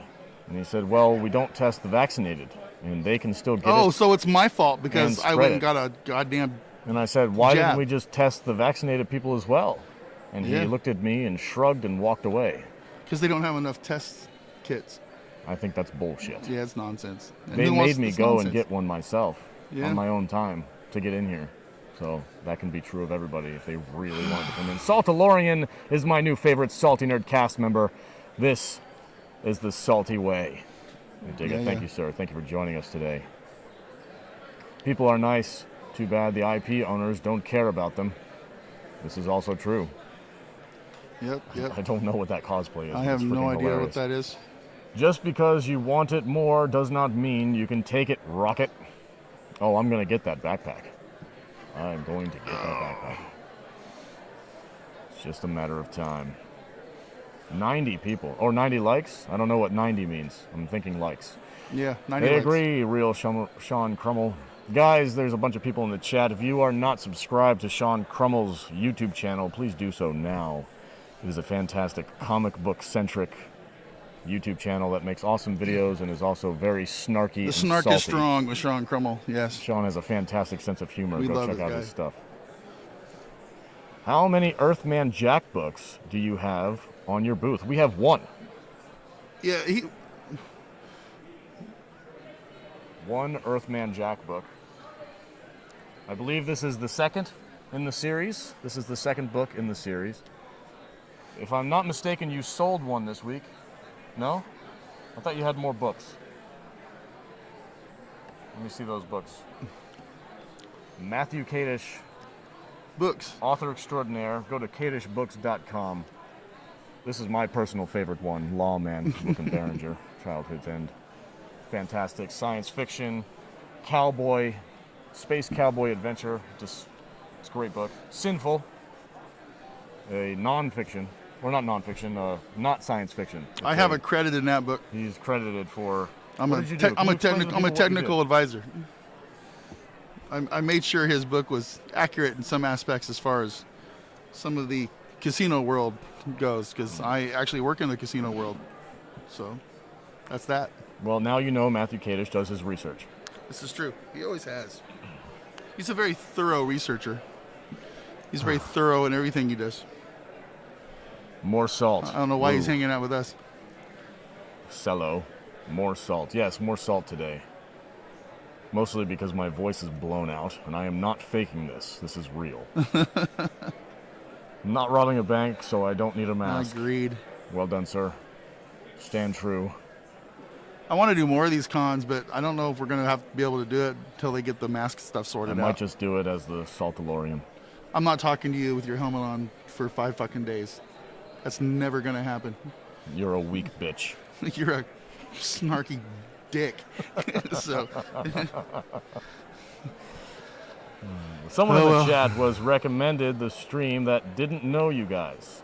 The Well, likes are working. Thank you guys so much.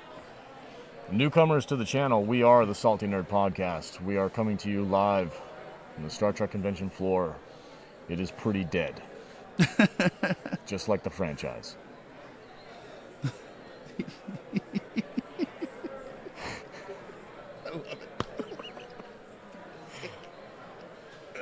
There's some people here. I heard it referred to as a Star Trek swap meet. And that is a extremely that's a really accurate good accurate representation. accurate representation of what we're looking at here. Has Marty Abrams sold any freaking dolls yet? Yeah, he's sold a few.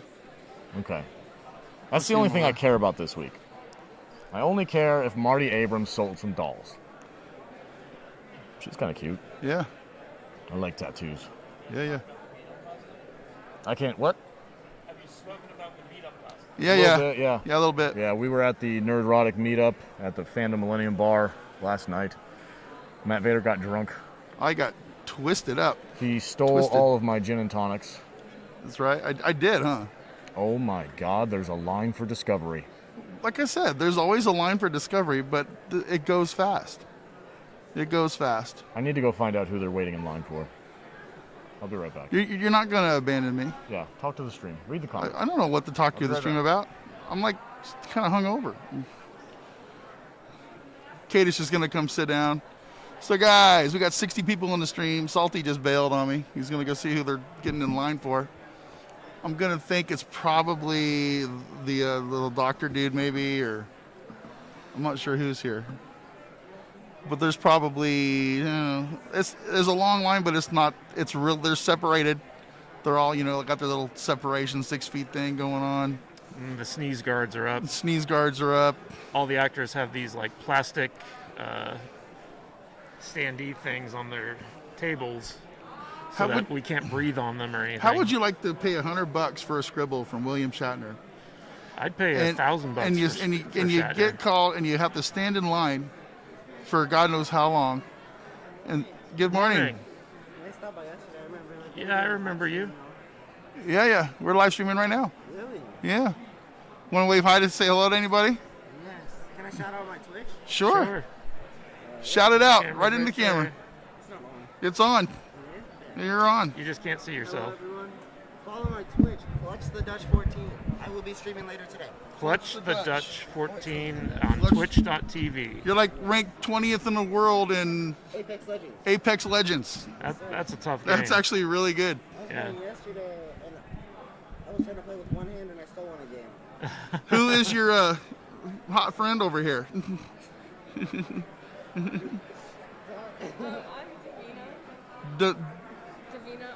Davina Ozzy. Davina Ozzy. All right. We were just admiring his hot girlfriend. Is this your lady? Why are you so... Stand up. Be proud. He collapsed. Are you his lady? Is he your man? Sister? Or lady? Oh my God, dude. What are you doing? Stand up straight. Shoulders back. Did you meet at the con? Yeah, we did. You did meet at the con? Yes. Women Is there- strong men. Stand up. Yes. Look at your U.S. Army. Stand No up. soy. No soy. Come on now. Yes. No Be soy. good. Be good. Is this an Women army want haircut? strong men. Spike it. Spike it up. That's right. What's your rank underneath that helmet? It's flat. You're getting some comments. Yeah, everybody thinks you're really hot. For real. It's a very beautiful woman. There's like, you know. Stand up. Quit slouching. My God. Be strong. Be defensive. You guys look great. Thanks for coming by. Brilliant. Thanks, guys. Oh, we just totally ruined that, dude. He needs to stop collapsing. I know. What the hell was that? Oh my God. Oh my God, I'm so embarrassed. Stand up. Be a man. You got a beautiful woman by your side like that. God. God. Did we what? I don't know. He's not getting laid with posture like I that. know, man. It's like that was funny. God damn it, dude. Who's your hot friend? Oh. It's no soy. Quit drinking the soy lattes. God Come on. damn it. I thought he was in the Army. He said a U.S. Army t-shirt. I thought they taught those people to stand up straight. $5 Angela super Goodwin. chat. Hail, I found you yesterday after Gary said you interviewed him. I'm a Star Trek fan, but too many actors have disrespected us. Live long and prosper. Indeed. I completely agree. Indeed. Thank you for that $5, Angela. We really appreciate that. Thank you. It'll help pay for repairs on my ship. That's right. That's right. It really bothers me that man collapsed when I asked him if this pretty woman was his. He was pretty. He just wanted to pimp his Twitch channel. Oh, I get it. It's all good. Should pimp himself instead. Go hit the gym. Get a protein bar. Right? I'm looking at him right now. Yeah. He's still slouched. That's the what is his generation? Gen Z. Gen Z. That's the Gen Z. I live in front of my computer's posture. Fucking Gen Zers. Yeah. But, you know, whatever. Is this your woman? Stop. That was. They're gonna go back and There we go. Here we go. Here we go. Stand straight. Stand up there straight. We go. Square shoulders. My man. I challenge you to a push-up contest. Okay. Oh boy, here we go. Push up. My arms are sore. We're gonna have a push-up contest. There we go. This is gonna be funny. Where apparently, see, the Saltalorian insulted his manhood, so now we're going to have a push-up contest. The loser becomes gay. You're gonna lose. I have a feeling you're gonna lose, Salty. But he's like half your size. Oh, look at that! Look at this! Oh, look. Look at this! Salty's not gonna. He's not gonna be able to talk. One leg. He's not gonna be able to talk.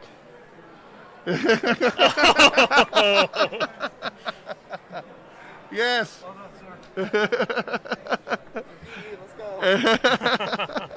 He just showed you, man. He just showed you. That's great. There's a reason why he's an Apex Legends. That's champion. right. He plays these He's Apex collapsing lanes. in. Stand up straight. You can catch your breath easier when you're standing up straight. Do you play Apex too? No, I don't. You don't? Do you play any games? Or you just hanging out, being a nerd today? I like COD, but I don't really play them. Okay, Call of Duty. All right. I beat all the COD campaigns already. Easy. Yeah, I don't play those games. I'm terrible at them. In the Cold War campaign, I beat within 2 hours. Yeah. The closest I get to those kind of games is I watch a little Dr. Disrespect on stream once in a while, and I say nope, not for me. I can't do it. So, but we'll check you out. Well done, sir. Respect. Look for a Twitch sub soon. She's beautiful. Don't let her go. That's right. There you go, slouching again. Dude, he like straight up called your ass out. Yeah, he did, huh? It's like, you motherfucker, you're gonna disrespect me in front of my girl? Good. That was the first manly thing he did. You really know what he did, right? He smoked you. Did he? I wasn't paying attention. He was doing 2 to your 1. Oh, well, he's tiny. On one leg. On one leg? On one leg. Oh, I couldn't see. On one leg. Good for him. That was pretty funny. Yeah. You know, we're going to clip that, put it on the YouTube channel, and it's going to be hilarious. I hope so. It's going to get 1,000 views. Good for him. Good for him. I'm happy. I gave him a little bit of a boost of confidence. Arm wrestle the Padawan. I think we could take him in an arm wrestling match. Oh, yeah. You should go find him. Want to fucking arm wrestle? You little bitch, call me out. No, that was fun. Deadlift contest? I could probably deadlift both of them standing on top of each other. I like powerlifting. That's my thing. I got to get back into it. That was fun, guys. I had to give him a little boost of confidence. He walked away taller. He literally walked away a little taller. He did. He walked away taller than he did when he came over here. Mission accomplished. The Salt DeLorean got somebody laid. What's her tonight. name? We'll have to rewind the tape and get her name again. I don't remember. Well done. Well done. What was his name? Something. What was? Well, we'll have to ask the chat. What was their names, guys? I forget. Arm wrestle the Padawan. That's right. I did enough today. That's enough physical exercise for me. What was his name? Slouchy Dutch or something? I don't know what. I don't know. Nope. Mask Monkey's back. If he's the number like top 20 the man in the blazer? Man in the purple blazer? Yeah. Making sure we're on point. Yeah. He's not gonna walk by us today. I'm gonna ask him to say hi to the chat. Just and be cool about it. Just be nice. And then we can like make that way everybody gets a look at him. Is that him? Yeah.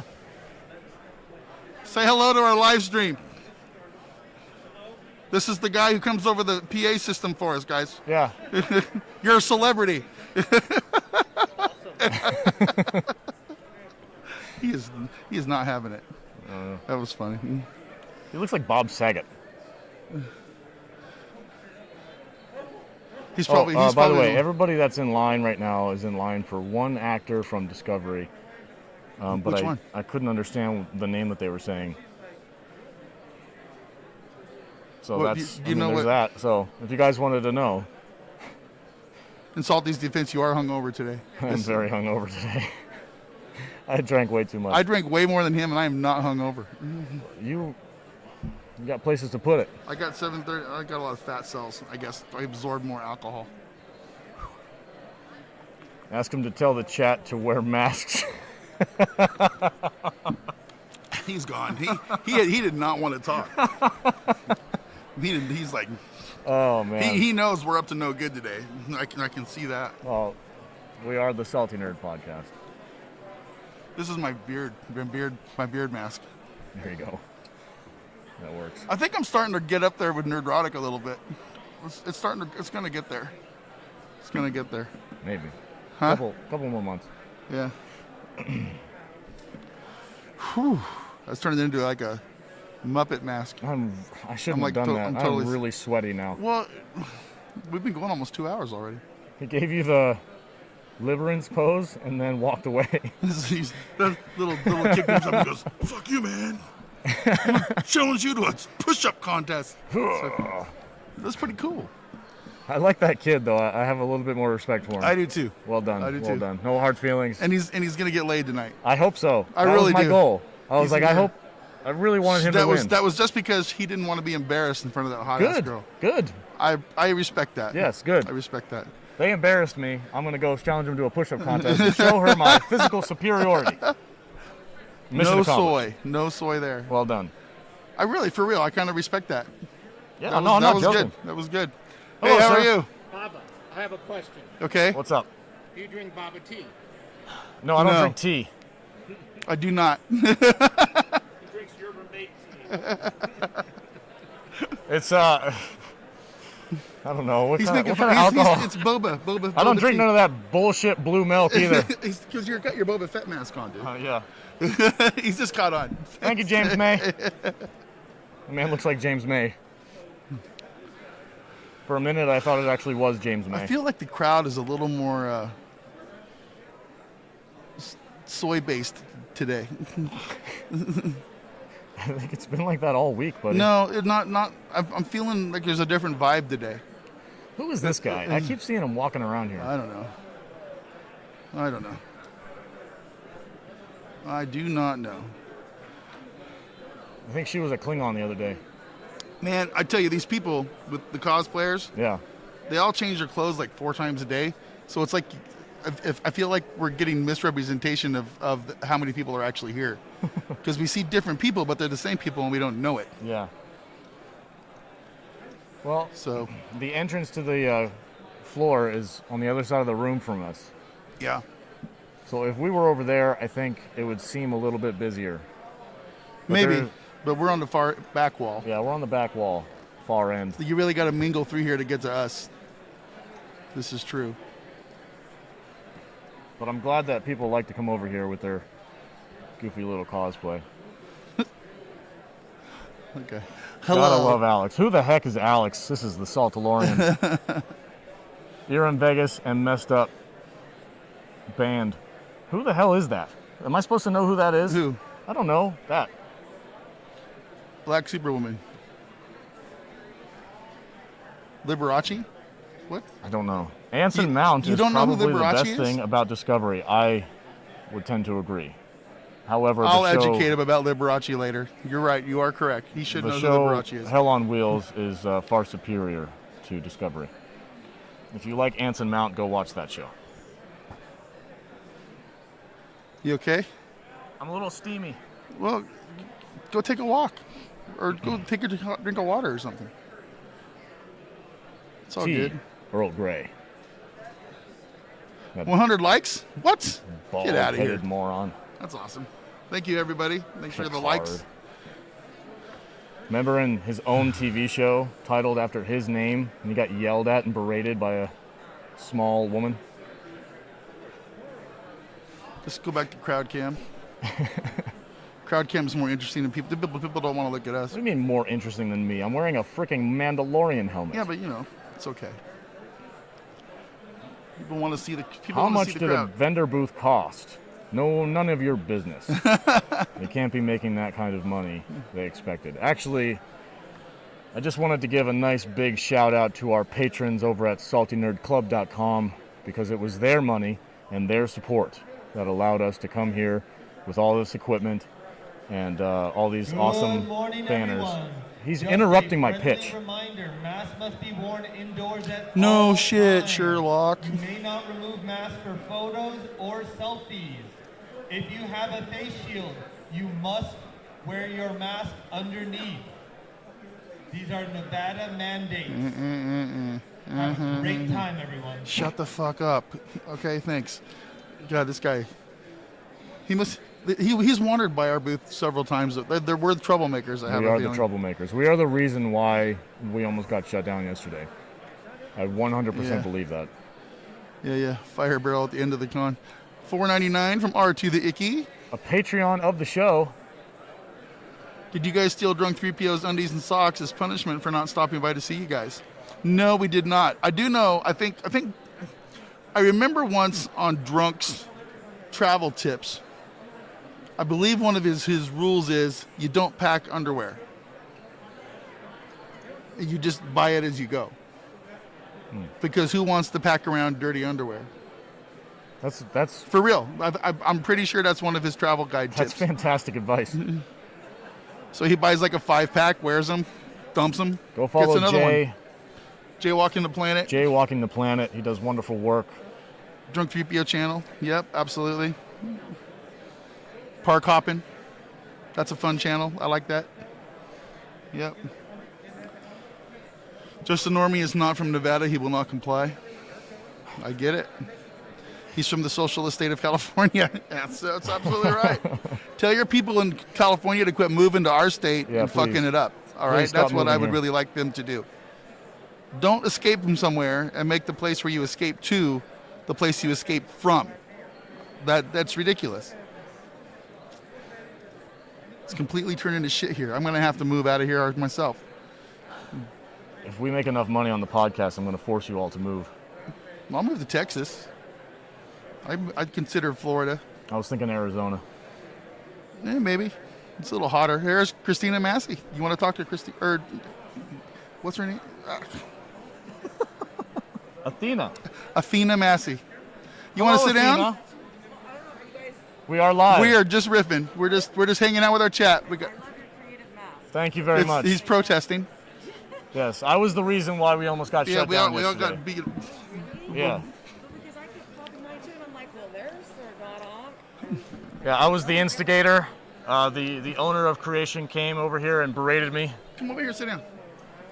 Athena Massey, everybody. Athena Massey. A legit actress who has actually been on nerd shows and Star Trek and stuff. I'm going to have you sit down just for a minute. So, yeah, I have a funny story. If you guys haven't heard it, I have a funny story about Athena here. Oh, thank you. So, what was it, 2 days ago you came by. Yes. And I was like, who is this beautiful woman? Nice. And we started talking about wine. And you were incredibly polite and nice. And I had a wonderful conversation with you. You walked away. I was like, oh, that was a really nice lady. Everybody in the comments was talking about how beautiful you were. Oh, thank you. And then you came by the next day. And again, I was like, hey, look, this wonderful, nice wine lady is here. Let's talk about wine. And you played a trick on me. And I feel a little betrayed, but also a little good about myself. Why don't you tell the chat what happened? Okay. So, first of all, let me just say, it wasn't a trick. It was a test of integrity, and you passed with flying colors. So, of course. Very different than a trick. So, as I was talking and answering the questions, it's okay that this is like slipping off. Yeah, I won't tell on you. All right, don't tell. Because snitches get stitches, you know that. Yes, I agree. So as I was talking, I very conveniently just placed something on the table. It happened to be a wad about, I don't know, maybe an inch or so. It was a thick-ass wad of cash, guys. Wad of cash. Lots of hundreds, like, I don't know, 600, 700s. Some smaller bills. There's a couple little business cards and, an ID in there, not mine. But I had it all in there with a nice little rubber band around it, and I just dropped it on the table and just let it kind of sit there.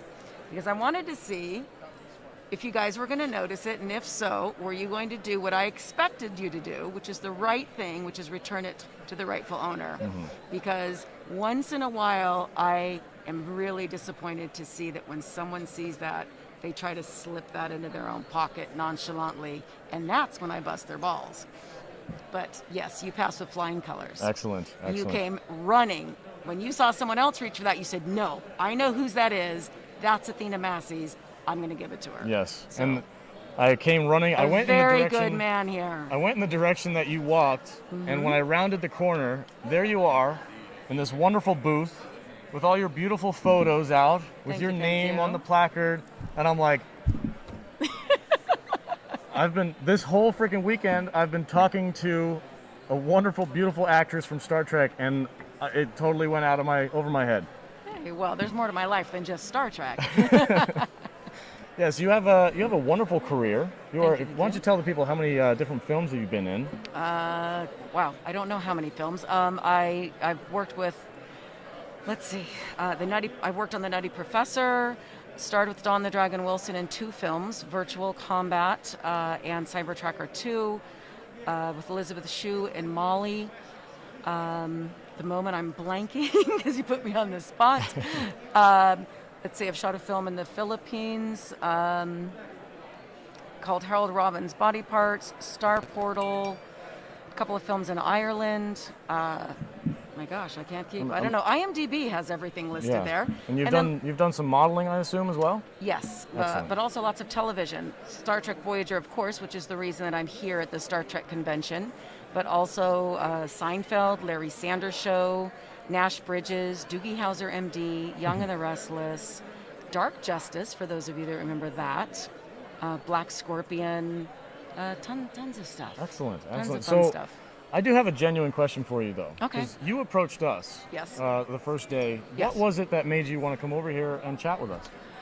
Well, one, I saw your banner. It said the salty nerd, and I liked that because salty has always got a cool, fun, interesting edge, and nerd because we all get to nerd out on different things. So we all have a little nerd in us. So I loved that kind of juxtapose. Is that the right word? Mm-hmm. And also, since I've kind of lately become addicted to YouTube because I'm always searching for knowledge of anything and everything interesting, I think it sounded familiar to me. I thought I've maybe run across you guys on YouTube. So I was like, wait a minute, these guys sound familiar. And then you guys just looked fun. You guys are over here. You got a great spot, by the way, where you can just have your back to the wall and just view everything. Mm-hmm. I thought, well, those guys look like they're having fun. I just want to go over and say hi and see what they're up to. Well, thank you so much, Athena. Yeah. It was wonderful being able to talk to you.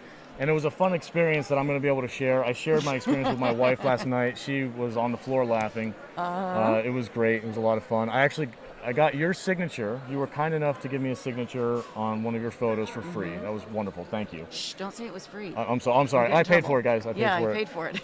With my integrity. Yes. And then I went and I got Garrett to sign it as well. Oh, you did? Good. Yeah. Good. That was great. So tell me, we've talked about wine enough on the stream. What other interests do you have that you would like to talk about? Oh my gosh, so many things. I am multi-passionate, as I'm sure many of your viewers and listeners are as well. I absolutely love anything and everything health and wellness, because to me, without your health and wellness, nothing else matters. Mm-hmm. None of your possessions, what you've done, blah, blah, blah. If you're sitting there feeling miserable and about to die, or just miserable with any kind of disease or illness, we all know that's your number one thing. So I am always obsessed with natural ways of taking my own health and wellness up to the next level, and then I love to help coach others to do the same thing. So what kind of advice would you have for somebody who wants to take their health to the next level? First of all, it's just eat as much plant-based whole foods as possible. Organic as much as your budget allows.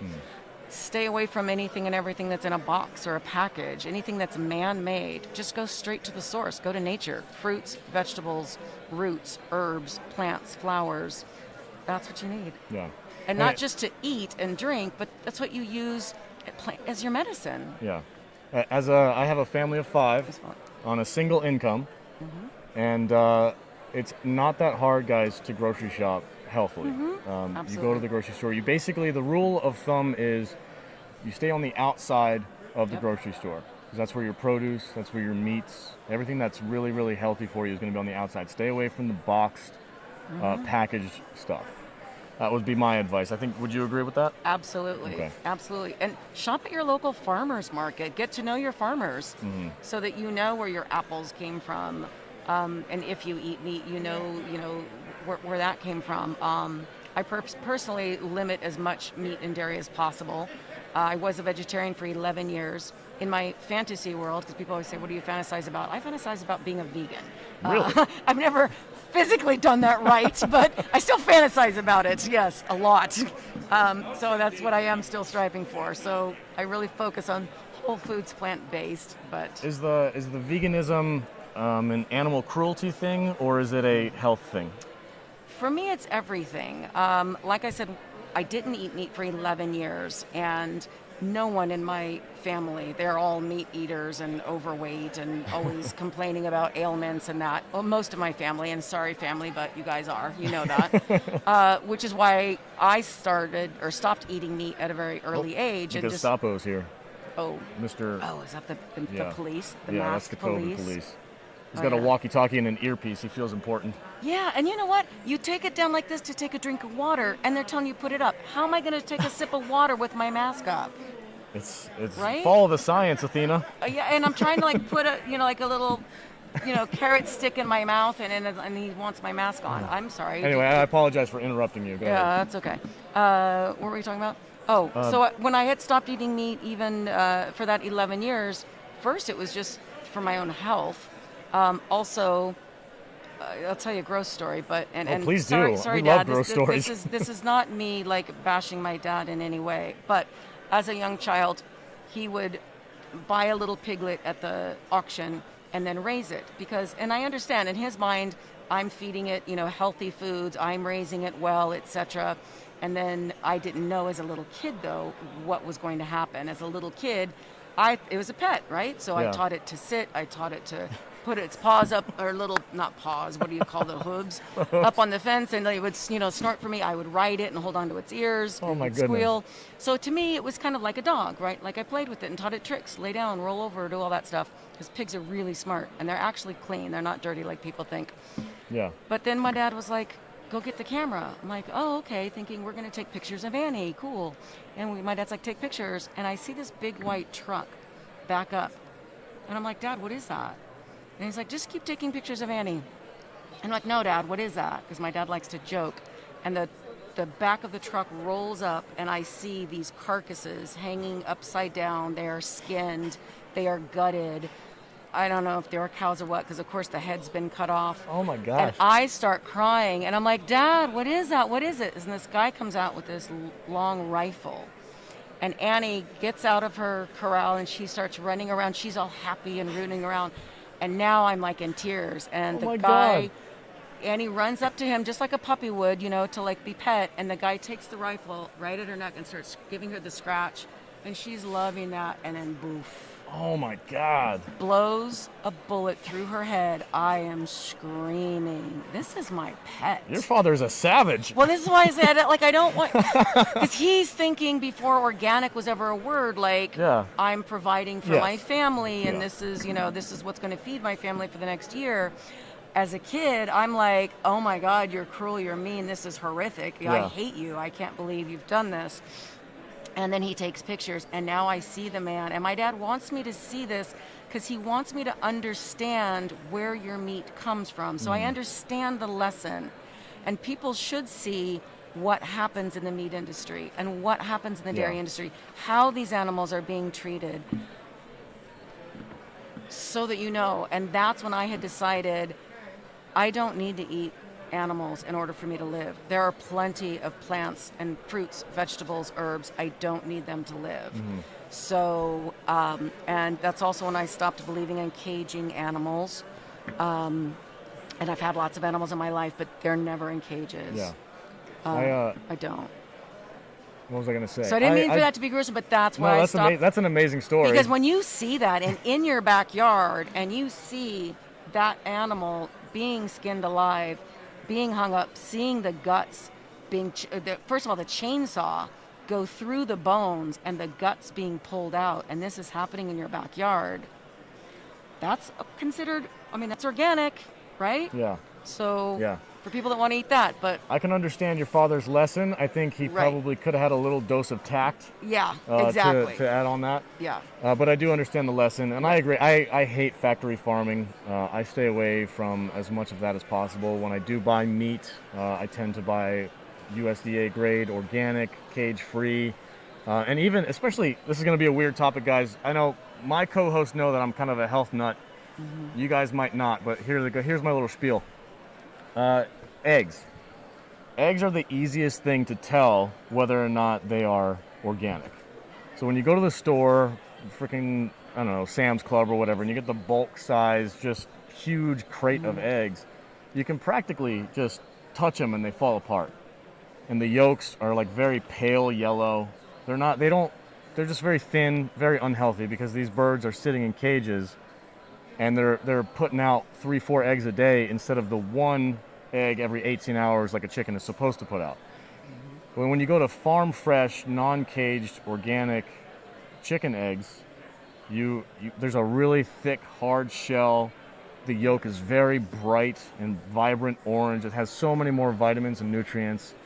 I only feed my kids the best that I can afford. Mm-hmm. I mean, there's things that I would love to be able to do. I would love to be able to go to a farmer and buy a whole cow straight from them. But that's usually $1,500 to $2,000 drop right then and there. Granted, it will last you most of a year, but it's quite a commitment. And I would love it if I could have my own farmland.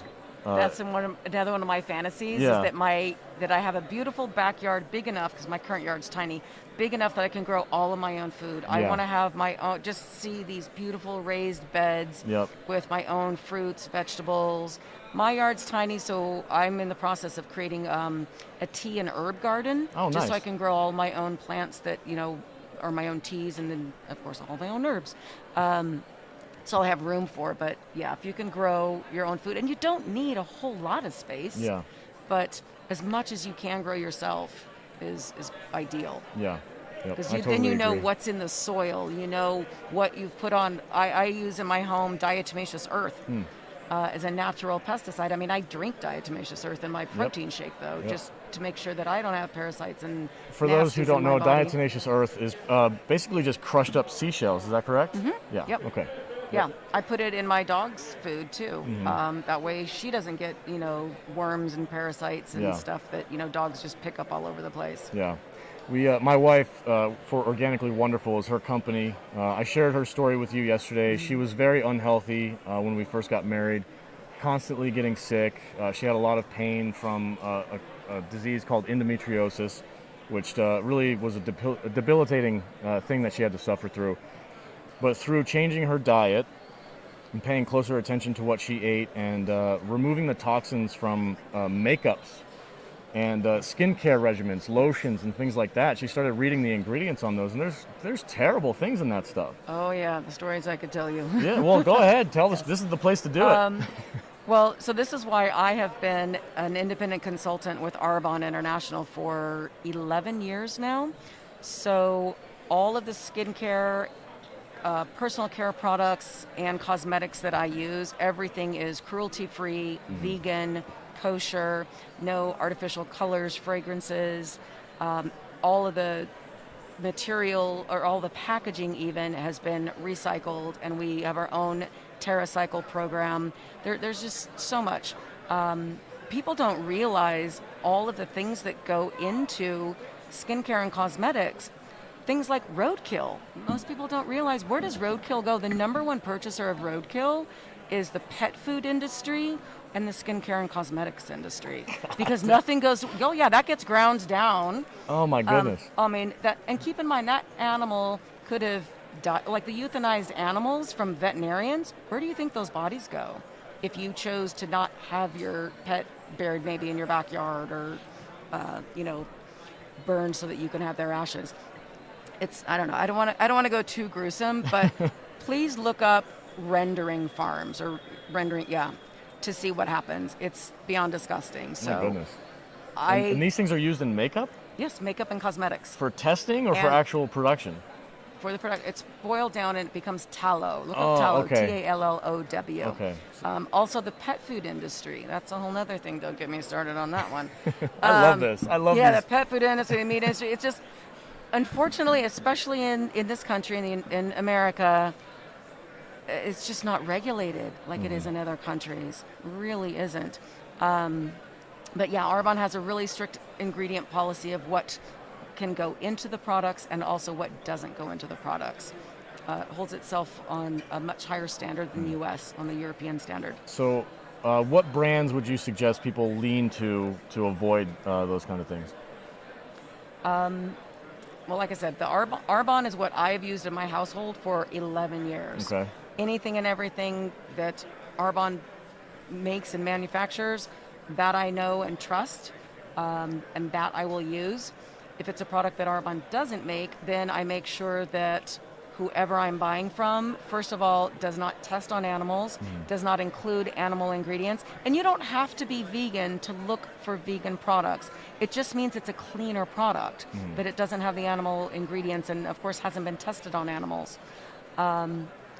For example, shampoo's been made for how many years? I don't think we need to pour shampoo in a animal's eyes in order to say this is going to work. Yeah. I just think that's completely unnecessary. Yeah, and I think because my wife is kind of in that same line of thinking, the products that she buys, they're all super safe. There's a company called Branch Basics. Have you heard of them? Yes. All of our soaps, from our detergent that we use to clean our clothes to the toilet bowl cleaner, everything. It's Branch Basics. It's just a different concentration. And that's the stuff where it's absolutely non-toxic. It's all made out of plants. Right. But it works really well, and it smells amazing because they use natural essential oils to make it smell good. So you have that same fragrance, but without any of the harsh chemicals. Yeah. I love you. I'm a big. We are two peas in a pod over here. Absolutely. And also, because a lot of times people say, ooh, but this is expensive, or that's, I can't do organic. Listen, I will always tell you like simple, dirt cheap things as well. If you can't even afford a moisturizer, get a jar of organic raw coconut oil. Just have that. You can use that as lotion on your body, as a moisturizer. You can use that as an eye makeup remover. You can use that on your lips. You can add a little bit as a healthy fat if you want into your foods. I give my dog a little bit of coconut oil in her foods. It helps her coat. There's so many. I put a little on her coat. You can use it on wounds. There's so many things. At this convention, my feet were sore. I go home, I'm rubbing coconut oil into my feet. So there's so many things. Dry shampoo. I don't buy dry shampoo because arrowroot, which by the way is a product an ingredient used in a lot of gluten-free cooking. The texture of it is really silky. Kind of like baby powder, but don't use baby powder, by the way. That's highly, highly toxic. So sprinkle a little arrowroot powder in the roots. This is old Hollywood secret. They used to use baby powder, right, in the makeup trailer.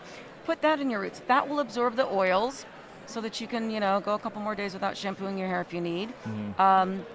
But you can use that if you're putting on latex, or do you want to put that on your skin before you put that on? So many things. You don't need to buy so many products because just going back to nature, make your own salad dressing. You don't need to buy all that bottled salad dressing. Yeah, things oil like that. and vinegar. Yes, and if you save your money by not buying all of these packaged things and just go back to nature. If you're brewing coffee, take the coffee grounds. That is the best scrub. Oh, yeah. Oh my God, coffee grounds as a scrub feels amazing. Got to be careful though, because I accidentally dyed my skin brown one time doing that. You did? Yeah. What'd you do? Soak in it for 3 hours? I must have left it on for too long. You're kidding. No, I'm not kidding. Oh wow. So I have something. I have an idea in my head. head. Okay. You saw my face yesterday. I have a little bit of a beard. Uh-huh. My friend over here is bearded. Okay.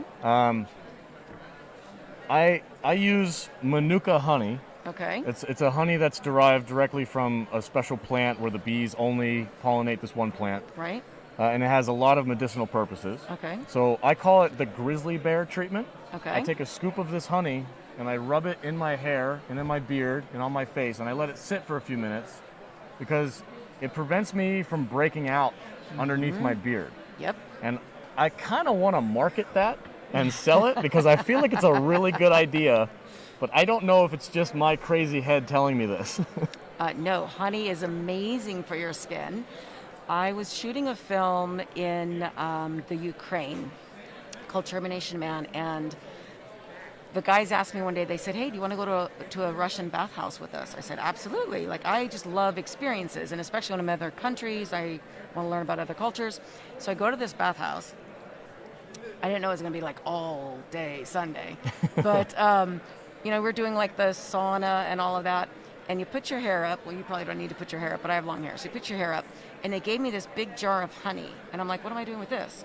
And they said, well, get in there, and when you start sweating, because you're naked, of course, you're in the sauna, and by myself, the guys weren't in there with me. Just so you know, they had their own thing that they got to be naked in. I was all by myself. And they said, once you start getting kind of sweaty, just slather honey all over you, your face, your body, everywhere, minus your hair, right? And I did. I was like, honey, I thought I'm going to be a sticky mess. But because it's hot and sweaty, it literally started to turn to like this silky water. And oh my God, it felt amazing. And it just soaks in. You stay in there as long as you can handle the heat. Then you come out, you rinse off, you do the cold bath, you go out, you eat, you have vodka, you go back. I mean, it was just all day. We just kept doing this over and over and over.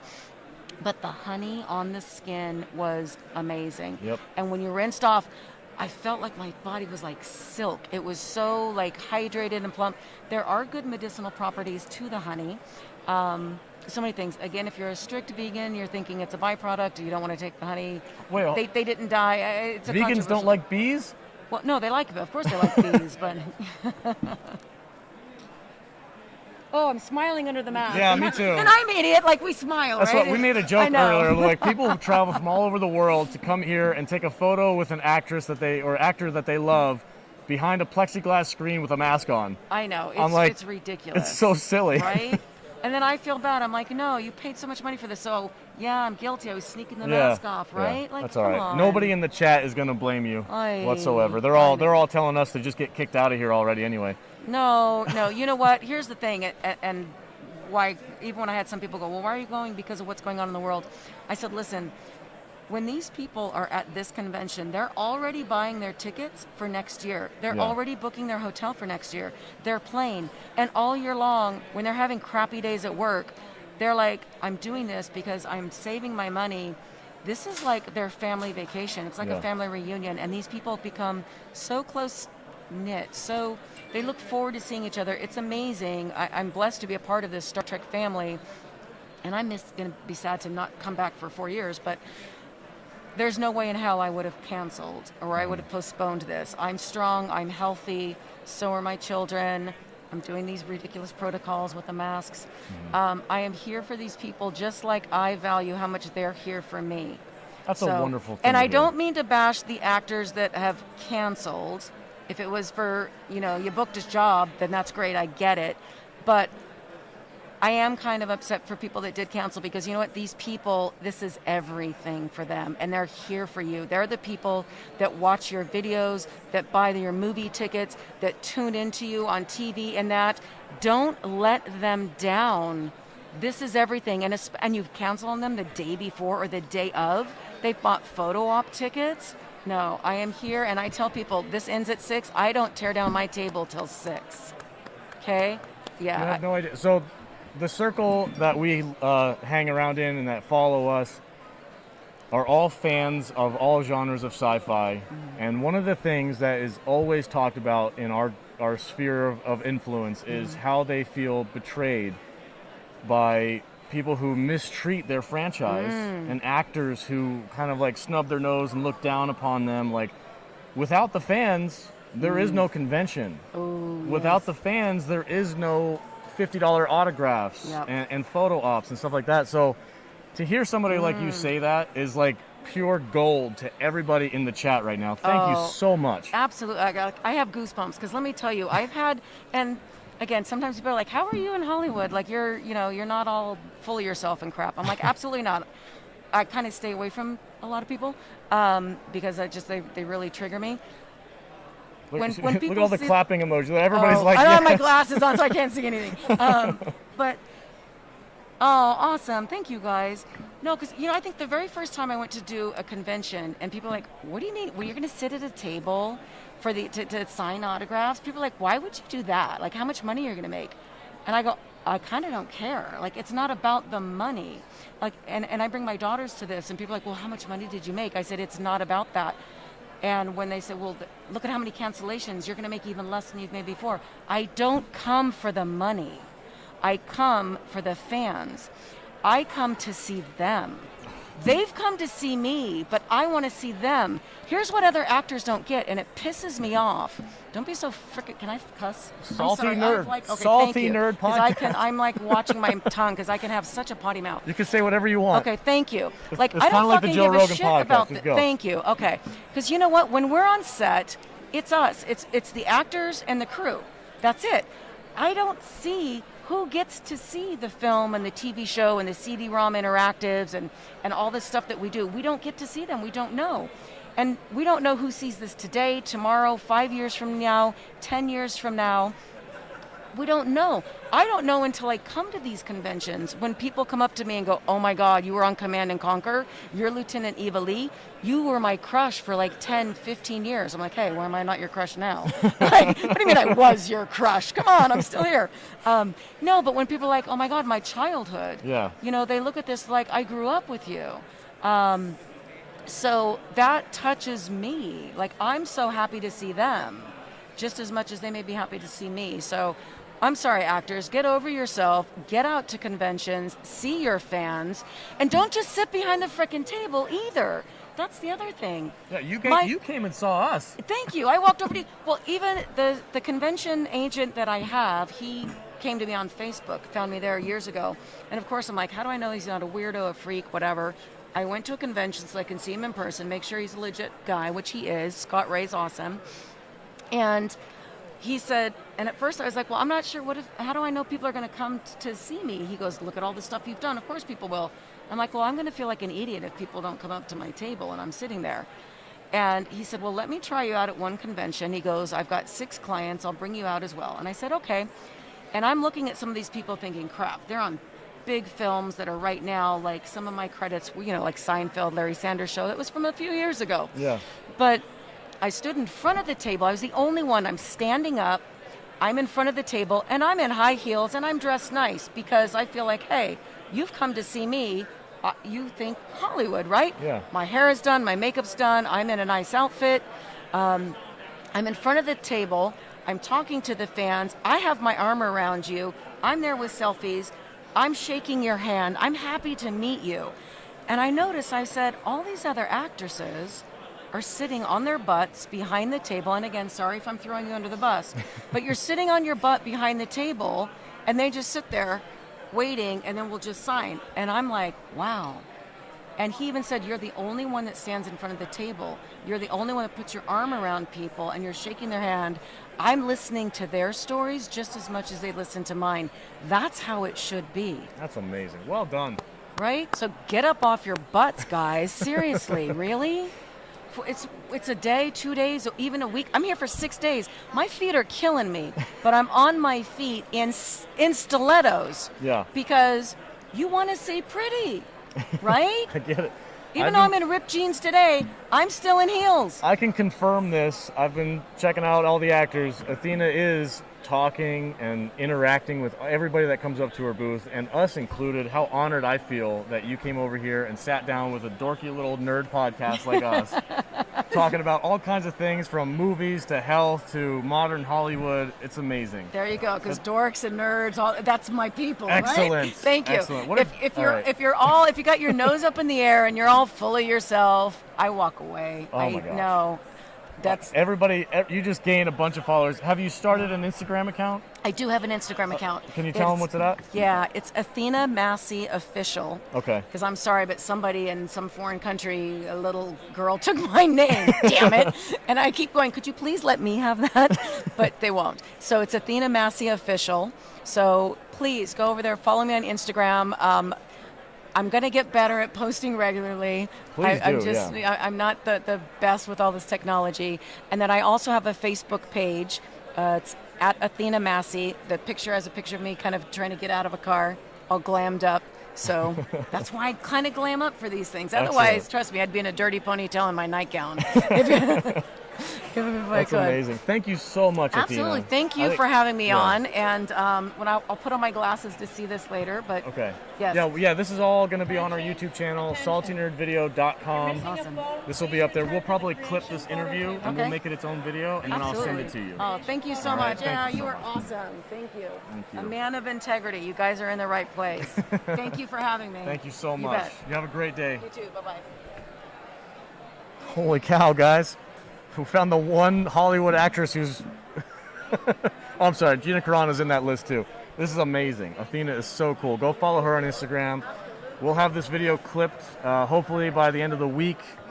That way we can share it and we can shout it out and let everybody in our circle know that Athena Massey is the real deal. She is one of those actors who actually has the integrity. Shout it out from the rooftops, guys. Let Nerdrotic and Drunk3P0 and Gina Carano know. Just tag her, tag people, whoever you want to tag, let them know. That was my favorite interview of the week. You make best friends now? That was fan-frickin-tastic. Is Ashley in trouble? I'm a little less salty now. Is Ashley in trouble? I don't know. No, not at all. I love my wife. No. That's not what I'm trying to say. I'm just trying to say that we're over there watching, man. Look at Salty vibing with Athena. This is unreal, dude. That's pretty cool. You cool. don't hear that kind of stuff from actors anymore. That's why we come to these things, bro.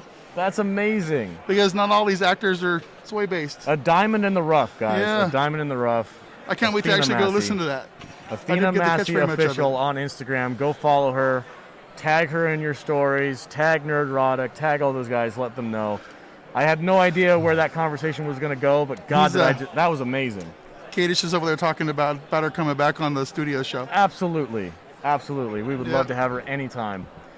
I have to take a break because I literally cannot see out of this thing right now. I need to go clean up for a minute. Can you handle? I can read some chats. All right, I'll be right back, guys. I'll be right back. I'm going to pull it up on my phone so I can actually read it. But I think he just wants to go over there and actually talk to her some more off the air. Oh my God! Show him what you look like. He's a mess under there, guys. I was dripping. Are you like? Wow. I don't want to put that mask on now. I do not want to put that mask on. What do we got going on here?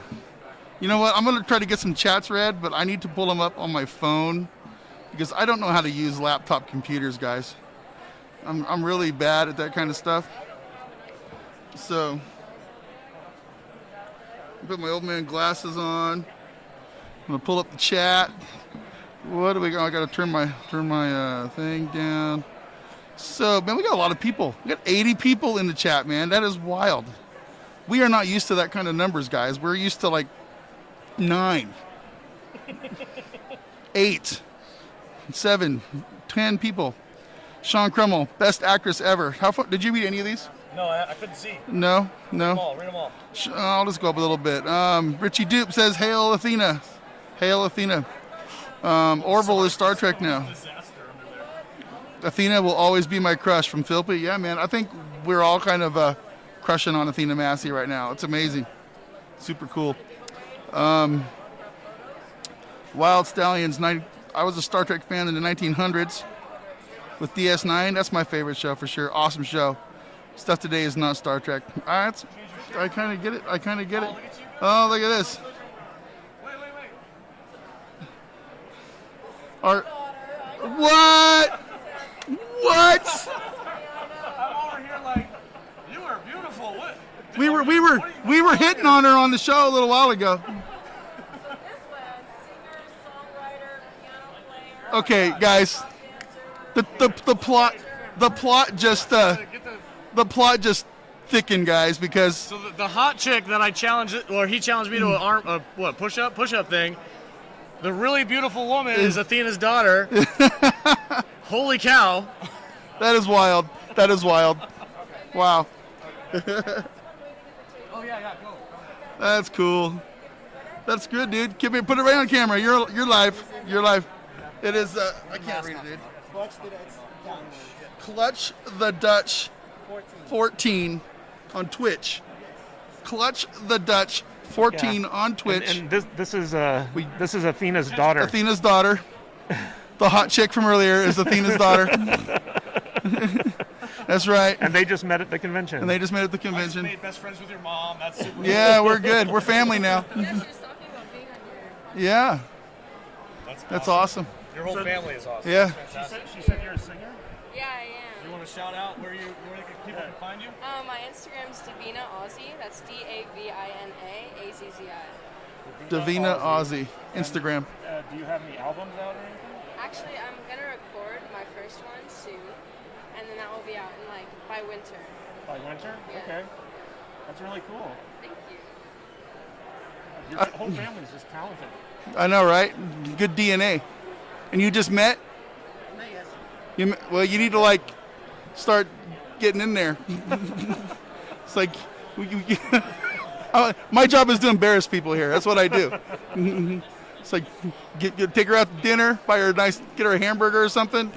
Get her a nice hamburger. Get her a good hamburger, some French fries. My Xbox name, you probably made fun of that too, which is funny.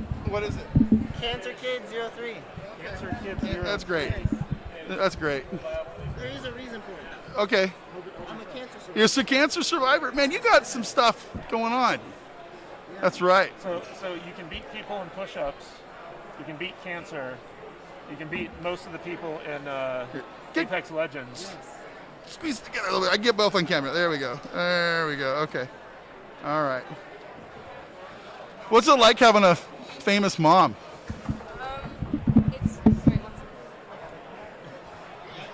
It's not really like a lot. I was checking out her IMDb, man. She's been in a lot of stuff. Yeah, I mean, she tells me about like things online that happen that are annoying for her. But other than that, it's pretty chill. It's not like, That's cool. I didn't tell Alex this, but I saw these guys out in the hallway, and I just like went up to him and took a picture. So it was pretty cool. Cancer boy. Cancer boy. Survivor. He's a survivor. Okay, cancer survivor boy. Matt Vader here is a hardcore gamer. I'm not a hardcore gamer. And I would love it if you'd come over here and let him interview you about Apex Legends. I don't know anything about Apex Legends. Come sit down. We'll try this for 5 minutes. Okay. Clutch the Dutch 14, everybody. Yes. Now, you're legitimately like top 20 Apex Legends player? Yes, I hit it last season. And my goal is to hit Pred in both arenas ranked this season and regular ranked. Okay. I'm already plat and it's like just started. So I'm not a battle royale shooter player. I'm terrible at those games. I have no twitch reflex left. You know, it's old, it's gone. I'm just bad at those games. I like to watch them sometimes. But what got you into those? How'd you end up getting started in those? My friend actually. Speak right into the mic. My friend actually got me into Apex. I used to play Fortnite and then it became bad. And then my friend told me about Apex, and I like movement games, first-person shooter games, because I play a lot of COD. I pretty much beat them. Right. And he beat COD, guys. I maxed out everything I can do in COD. Okay. And then I started playing Apex, and at first it was very challenging, learning the movement. Every character has a special ability. Right. And then I found my favorite character, which was Octane. I ended up getting his heirloom, and the heirloom is like one of the rarest things like you can get for a character. And I started playing him, and I think for about 7 months I've been hardcore going on Apex. That's great. Yes. That's awesome. Now, how long do you play a day? Do you play every day? Sometimes not. Maybe like 4 hours a day. 4 hours a day? I mean, these esport games, they're just like anything, man. You got to practice, right? Yeah. It's like I'm always been really fascinated with this new esport culture that's kind of sprung up over the last like 4 or 5 years. You know, especially with the battle royale kind of stuff. Good morning, everyone. David Ajala will begin signing approximately 12:10. I repeat, David Ajala will begin signing at approximately 12:10. All right, big news. David Ajala, 12:10, everybody. So anyway, is this something that you want to like grow into making a career out of? Can you make money at this? Yes, what honestly, do we do? it'd be my side career. My main career is going to be acting. Oh. I'm in school right now. I'm in theater, musical theater. And my plan, if I can, is good to go to the military right after high school, do 4 years of service. All right. Go to college for So what theater. How old are you? I am 15. 15. I'm 16 March 4th. Okay, so you're sophomore or junior? Sophomore. Sophomore. Yes. How has that been? Easy. Last year I had over a 4.0 GPA, 112% in theater. Wow. The school's been shut down, right? Yeah, it's actually opened back up this year. But did you have to do like a whole year of like online, working yes. online? Honestly, it was easy for me because I get distracted easily. Uh-huh. But I did the work and then I was streaming all day. That's crazy. So you said that you're a cancer survivor. Tell me Yes, about sir. that. What happened with that? Well, I was diagnosed with raviola rhabdomyosarcoma when I was 18 months old. Wow. The parents. I have no idea what that is. It is deep tissue muscle cancer. I had it in my right leg. All right. They took 2/3 of the muscle out of my right leg. Wow. And I can never grow that back. And then from there, I had up to I was 14, so 12 years of chemo and radiation, and as of right now, it is gone. That's incredible. Doctors told my parents I was going to die That's awesome. when I had the surgery Oh, to that get would it be rough. removed. Yeah. I had a 5% chance of living. I lived through it. I was on life support for a little bit in the hospital. From what I was told, I don't remember this because I was really young. Right. But now I'm better. I can't play contact sports because I have my bones become kind of fragile. Sure. But I'm still doing as much as I So can. you said you wanted to go in the military? Yes. Now, will they let you in the military If I'm like 5 years, if I've been 5 years clear? Yeah, 5 years clear. So, because I'll tell you, man, because I feel like things are a little bit different now. I'm a big, out of shape, fat dude, 51 years old. I haven't always been that. All right. When I was in high school, when I was your age, I wanted to go in the Navy.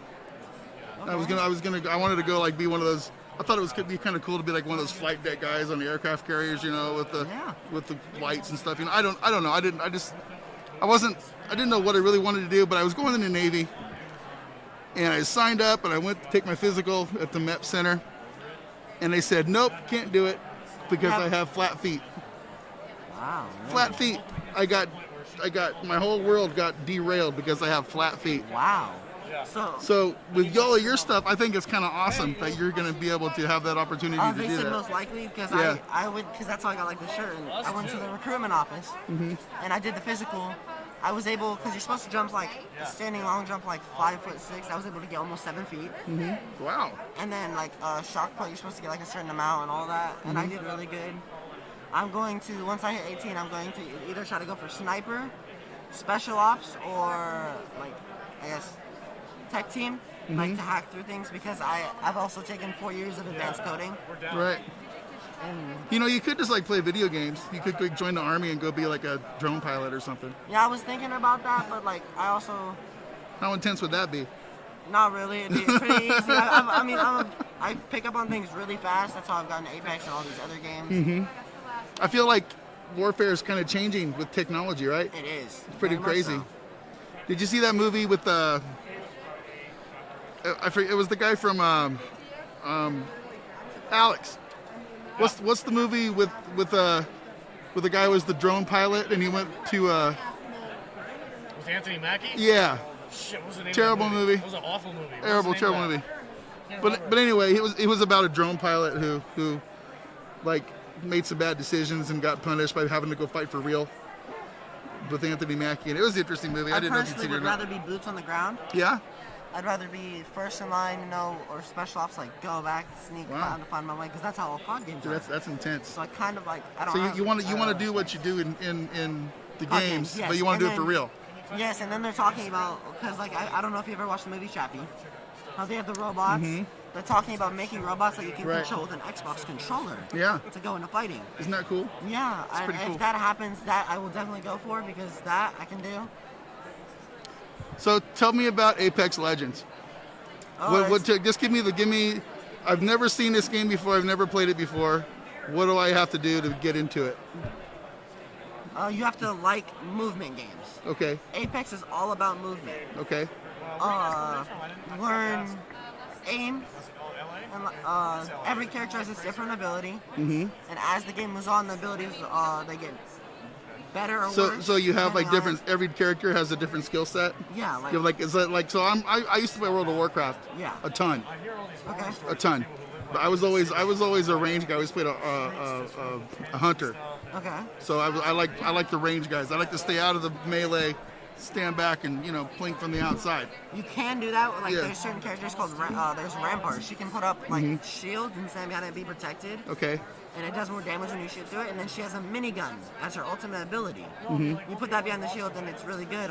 And then to find weapons and like that, it's just on the ground and buildings and like that. You find your weapons. Okay, that's cool. You can choose to play close up or far range.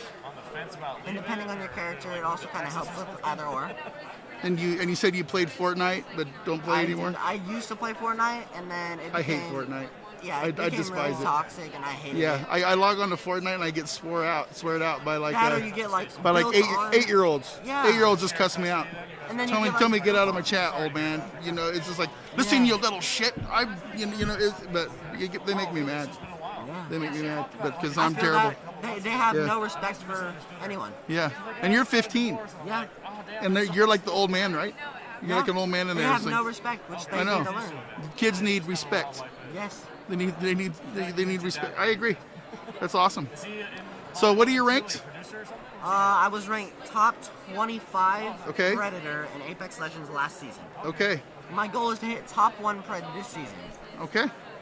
That's and awesome. Predator is top 500 players in the world. Okay. Now, so like you're in like the top 500 per bubble of players that play Apex Legends. Because I thought you meant you were like one of the top like 20 players in the entire thing. I am. So Predator means top 500 in the world. Okay. I was number 20. Oh, so you're 22 Predator. Yeah. Okay. Top 22 in the whole. So this guy's legit, guys. He will kick your ass in Apex Legends. He's like, I used to have my own business. I would take people's profiles, and then I'd get them to Pred or get them badges. Oh my gosh. And I actually right so now. So you power level people for money? Yes. Right now I'm selling an account that has 4K badge, 20 bomb badge, which is 4,000 damage in a game, 20 kills in a game. So if I went and made an account and let you play it, how long would it take you to make me cool? Give me about a week. A week? And how much would you get charged for something like that? Depends on what you want. Okay. If you wanted, this is your guy, guys. Apex. If you wanted like the Pred badge, I'd probably do like 100 for that. Really? Yeah, and sometimes it takes longer because as the game develops, more people are getting better, and I gotta up my skill set too. All right. That's really interesting. Yeah. They used to have that service in World of Warcraft, but they started banning people from doing it. Yeah, I mean, it can be bannable. You just have to be safe with it, especially if it's a brand new account. I like this kid, guys. I like this kid. He's smart. He likes hot chicks. You know, he's a trooper. He's a soldier, and he's a capitalist. He likes to make money in the video game world. In Apex, it is not illegal to sell your account. It's not illegal to sell your account? It is not. Okay, no, that's good.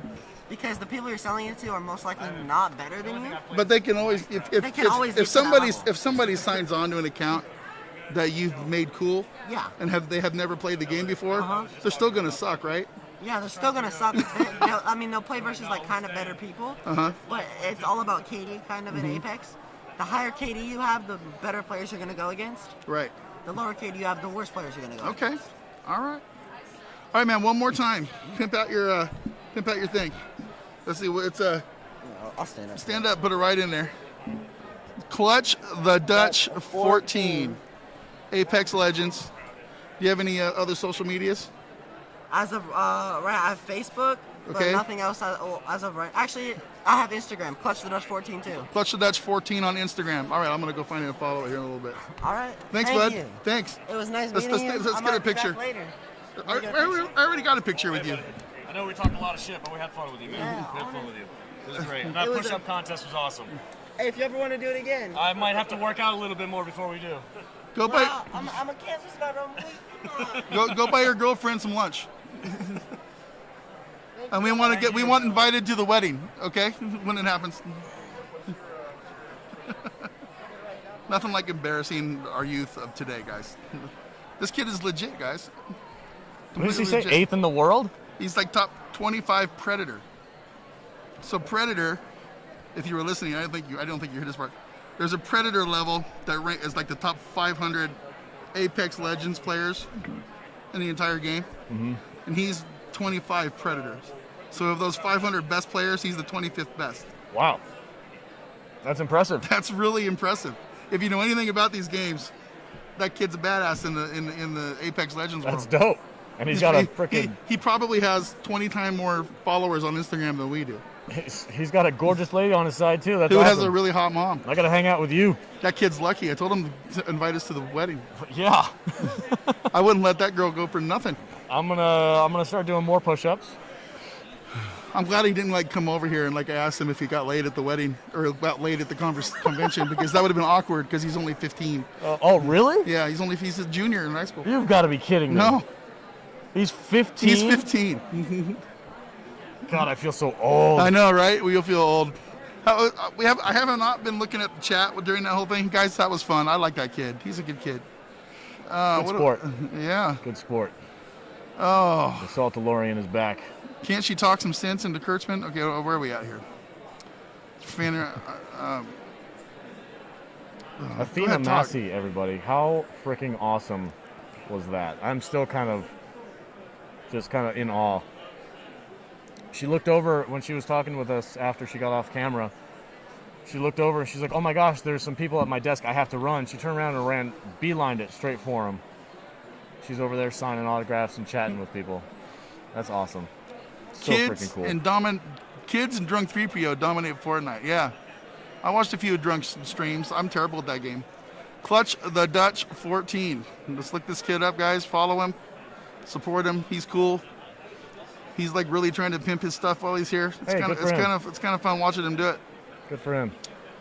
That's what we're here for. We're here to pimp people out. That's right. Well, you know, kind of. I'm okay with that. Yeah, I am. too. Nobody else from the con is letting people come up and talk to us and pimp their stuff. It's good. Boba Sweat is back.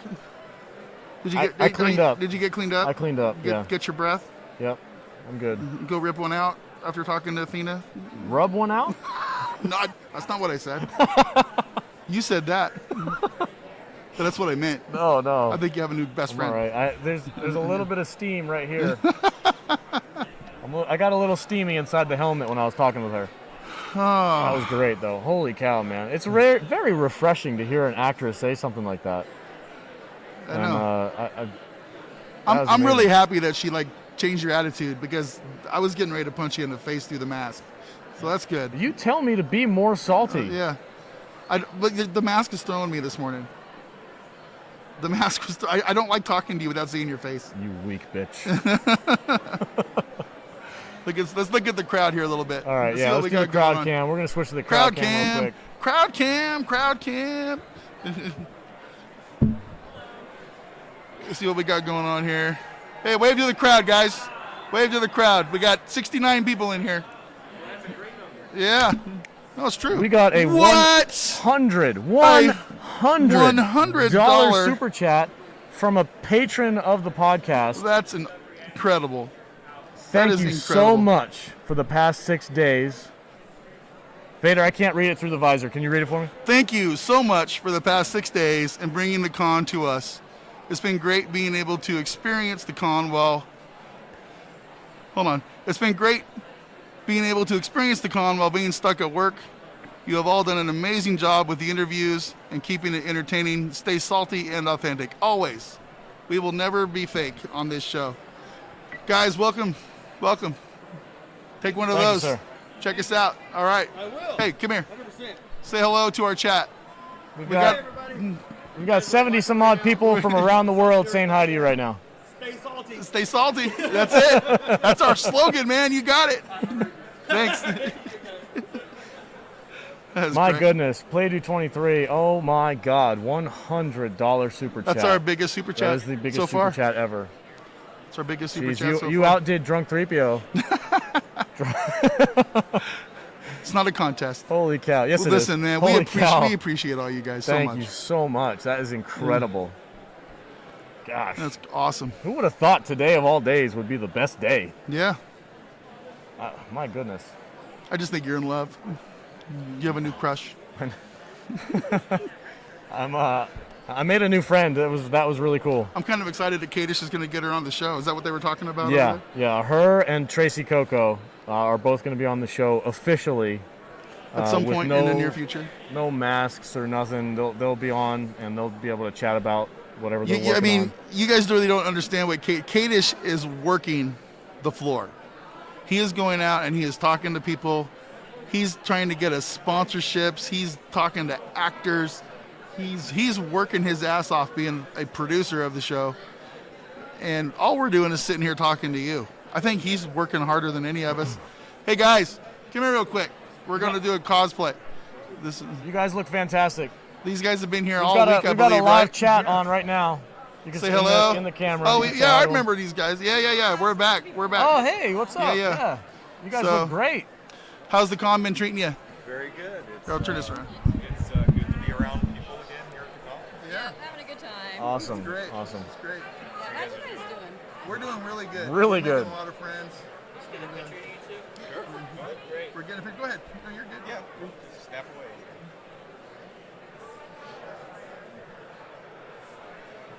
Taking pictures on the live stream. Yeah, we've had a great time. Meeting a lot of people. We read it already.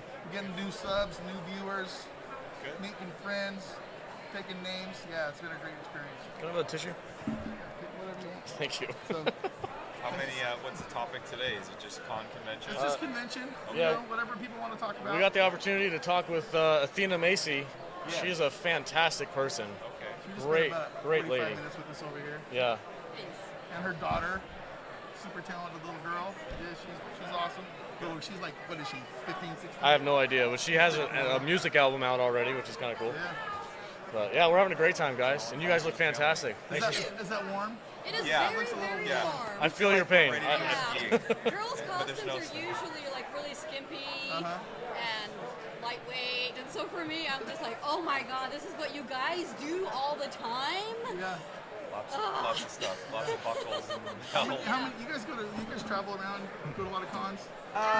regionally, like in the Southwest for me. Yeah, he lives in Phoenix, so he goes to Phoenix Fan Fusion, and I live in Salt Lake, so I go to Salt Lake Fan I want to go to both of those. You live in Salt Lake?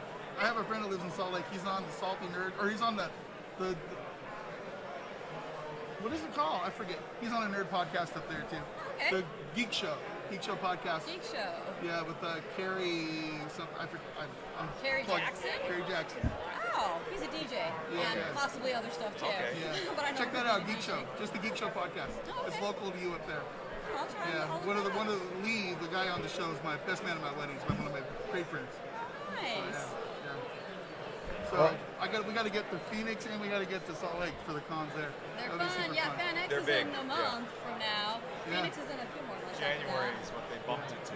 Yeah. I think we're going to try to wait till this stuff settles down a little bit, and then we'll probably try to do a few more of that. these. Yeah, a year. Fan X is usually like a much bigger attended Yeah. con. Oh yeah. It's huge. It is, yeah. It's legit. So, guys, thanks for Thank stopping you. in. All right, enjoy. All right. Keep up the good work. Yep.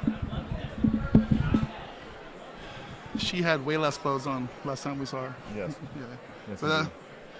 that was fun. That's why we're here, man. Meeting people, making friends. Again, Playdo 23. My goodness, thank you so much for that $100 super chat. Fantastic. That was awesome. That was awesome. Super chats are kind of weird because we're not used to them yet. No, we're not. And all of a sudden they just pop up and we're like, what? What just happened? Yeah. Seriously. Let's see. Richie, love the cosplay. Yes, there's a lot of legit cosplayers here, and there's a lot of people who just like to goof around. And You know look kinda what's funny. happening is I'm forgetting to take pictures of people when they come through and talk to us.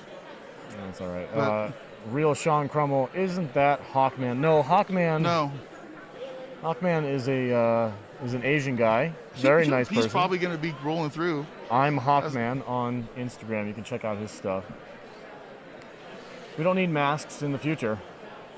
We have actually it got removed off of our TeePublic account, but we used to have a T-shirt that said, it had the DeLorean from Back to the Future, and it said, "We were promised flying cars, not bad sci-fi and masks."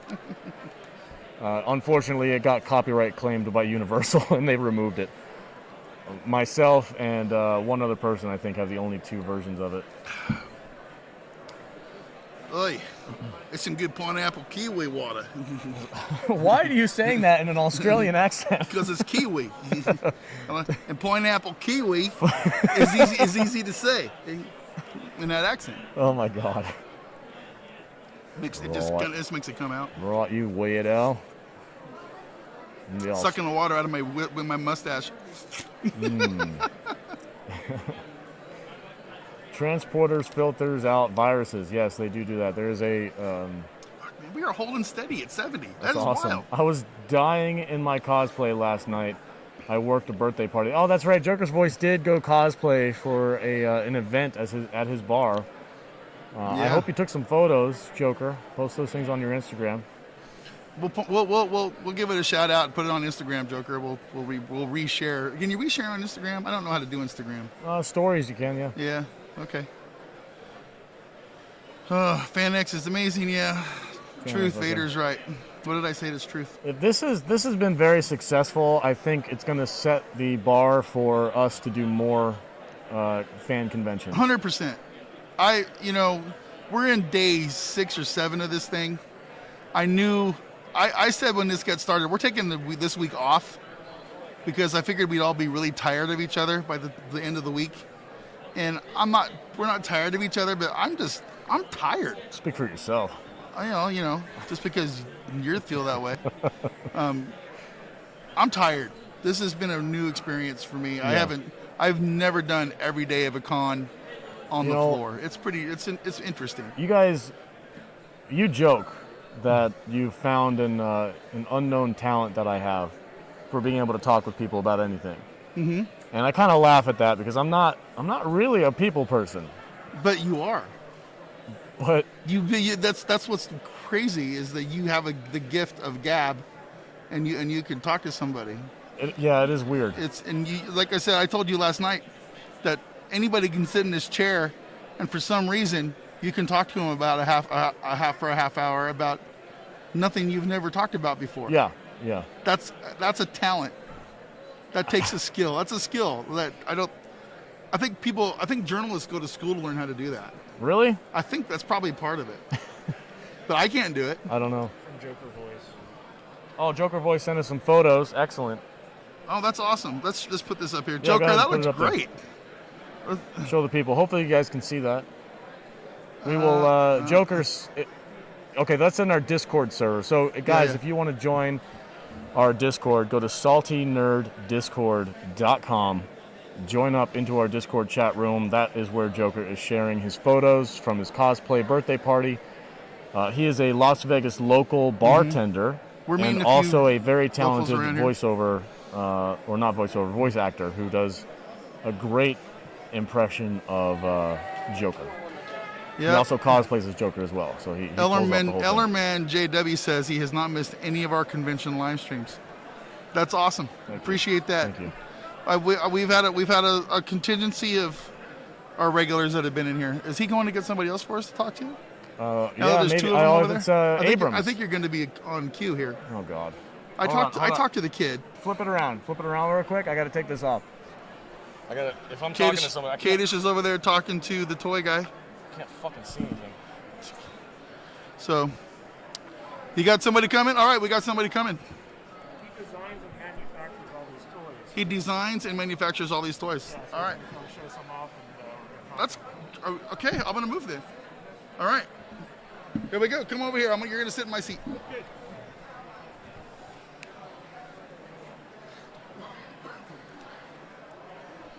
Hello, sir. How you doing? I'm good. Are you the Marty Abrams? No, I am Dr. Migo. Dr. Migo. Paul Clark. I have been making replacement parts for Migos for 20 years. Okay. What is a Migo? Migo is an 8-inch action figure that was popular in the 70s. They did Star Trek, Superheroes, Planet of the Apes, Wizard of Oz. Okay. When you were a kid in the 70s, this was your jam. Okay. All right. We didn't have the 3 3/4 inch, though. Migo was the first company to make a 3 3/4 inch called Comic Action Heroes. So what made you the doctor of Migo? Well, when I found the internet. What year was that? 1998. Nice. Okay. Thursday you type it. We typed it in Migo, and I found the Migo Museum, and I found I wasn't the only grown man that was playing with toys. Okay. So, in talking to these guys, I found that we were all missing parts. Boots, capes, gloves, So I learned how to reproduce them in my garage. Wow. Using silicone rubber and resin, or sewing capes out of umbrella material. And I set up a website called Dr. Migo. I, fix Migos, so I'm Dr. Migo. Okay. So you're kind of like the old man from Toy Story 2. Yes, I am. Yes. Everybody. My friend said to me, hold on. Masks must be worn indoors at all times. You may not remove masks for photos or selfies. Would somebody if you give have that? A face shield, you must wear a mask underneath it. I hope you guys are having a great day. Somebody please give that guy $100 to shut up. Not possible. Okay. So continue on. My friend saw Toy Story 2 and he said to me, when the guy comes in to fix Woody, it became a documentary. Mm-hmm.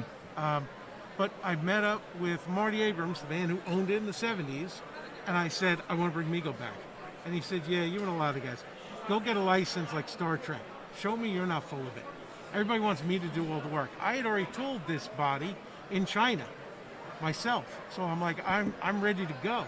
So I took about 2 years, and Diamond Select Toys had the Star Trek license. We made a deal with them. We would put out Star Trek Migos in comic shops. took him to Marty's house. I showed him the Endurian, and he said, "Boy, you really nailed it. I swear this came out of my factory." Nice. So he goes, "All right, you showed me enough, Wolfpack. What do you want from me?" I said, "I want to bring back Mego." He goes, "All right, I'm not really ready. It's family business." He goes, "I want it to be not just comic shops. I want it to be Walmart and Target. I want to go big."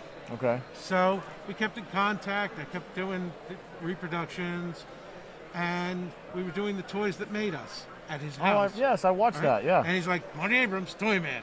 He called me up and said, "Listen, they're going to come to my house to do this. I don't have any of this stuff, but I know your dining room is a shrine to Mego. So bring it all over to my house and set it up." Nice. So people think I live like that. So I know, he always tells people I know more about his life than he does. Okay.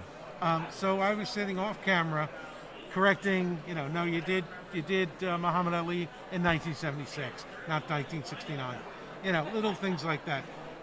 During a break, he gets a phone call from the buyer at Target that says, "We want 600,000 figures on an end cap." So Marty goes, "Paul, we're back." He goes, "You work for me now.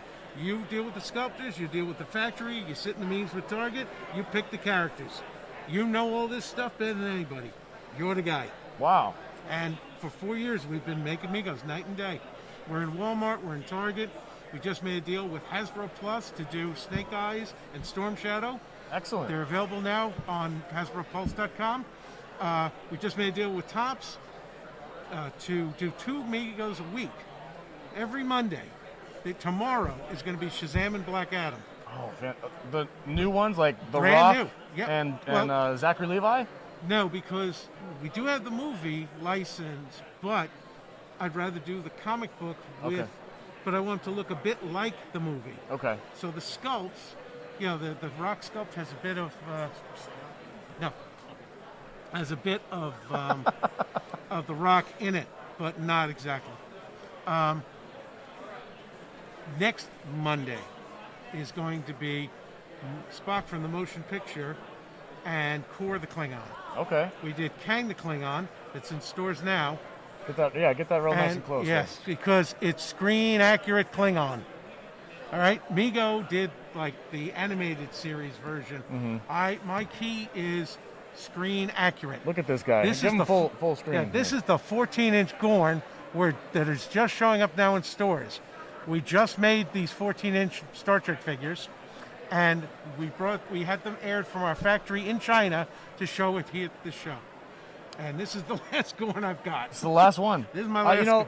So not to offend you or anything, but we were kind of joking whether or not the doll man across from us was selling anything. So have you been successful this week? Oh, yes. Yeah. No, I mean, the problem with shows is you have to look at them as a promotion expense. Yeah. More than a sales opportunity. Okay. Because people look around, they walk around, but we try to want to get out and meet the fans. Yeah. Show them the product. You have to really push to get through, all the noise of the internet. And bringing product to a show and being able to talk to them allows them to see and hear the inside story and get into it. I don't care if they buy here. I give them our card for Mego ambassadors, our Facebook page, our social media. We're the manufacturer. We just want to get the word out. Yeah. Very nice. I like to, it's really fun to walk out, like you bring so much stuff that you sell out. But I'm really here to showcase. That's excellent. Well, I'm very happy for you. I'm glad that you guys were able to make some sales, and I hope it was the whole trip was worth it for you. It's always great to I meet have the one fans. salty question for you.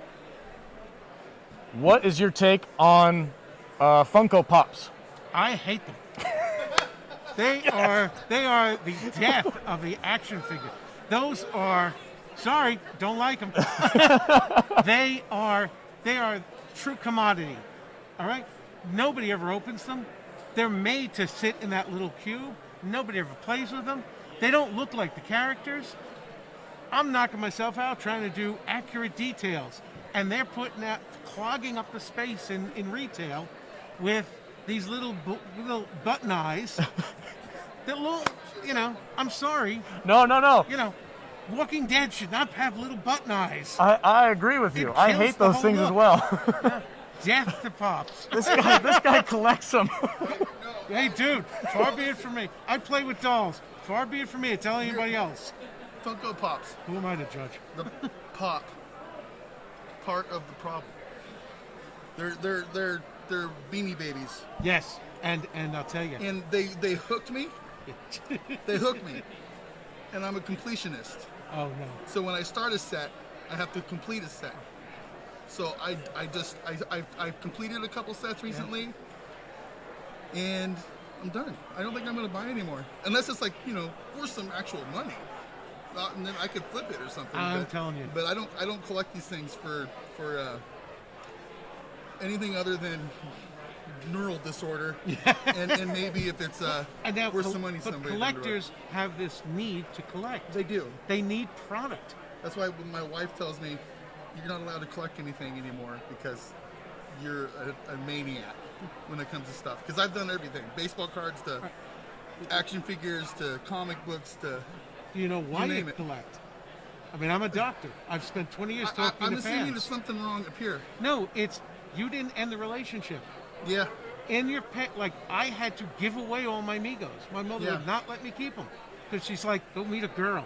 Stop playing with dolls." And we didn't have action figure as a lovely term. They were Paul's men. Yeah. So when I turned 18, my girlfriend gave me a Superman, Spider-Man, and Captain America Migo from Toys R Us, and I went, "You got me Migos." She's like, "Oh, I know you like superheroes." I go, "No, these are Migos. I had to give mine away and watch them be destroyed." I was like, "I'm 18. My mother can't tell me what to do. I'm back." I married that girl. Excellent. And she said, when I want to make the Migo body in China, she said, "Why don't we take a home equity loan?" Our dining room is a shrine to Migo. So well done. She is the hero of the story to me. Well done. Well done. So my next question is going to be, you mentioned that those Funko Pops, they just stay in their little box. Yeah. So do you encourage people to take these out?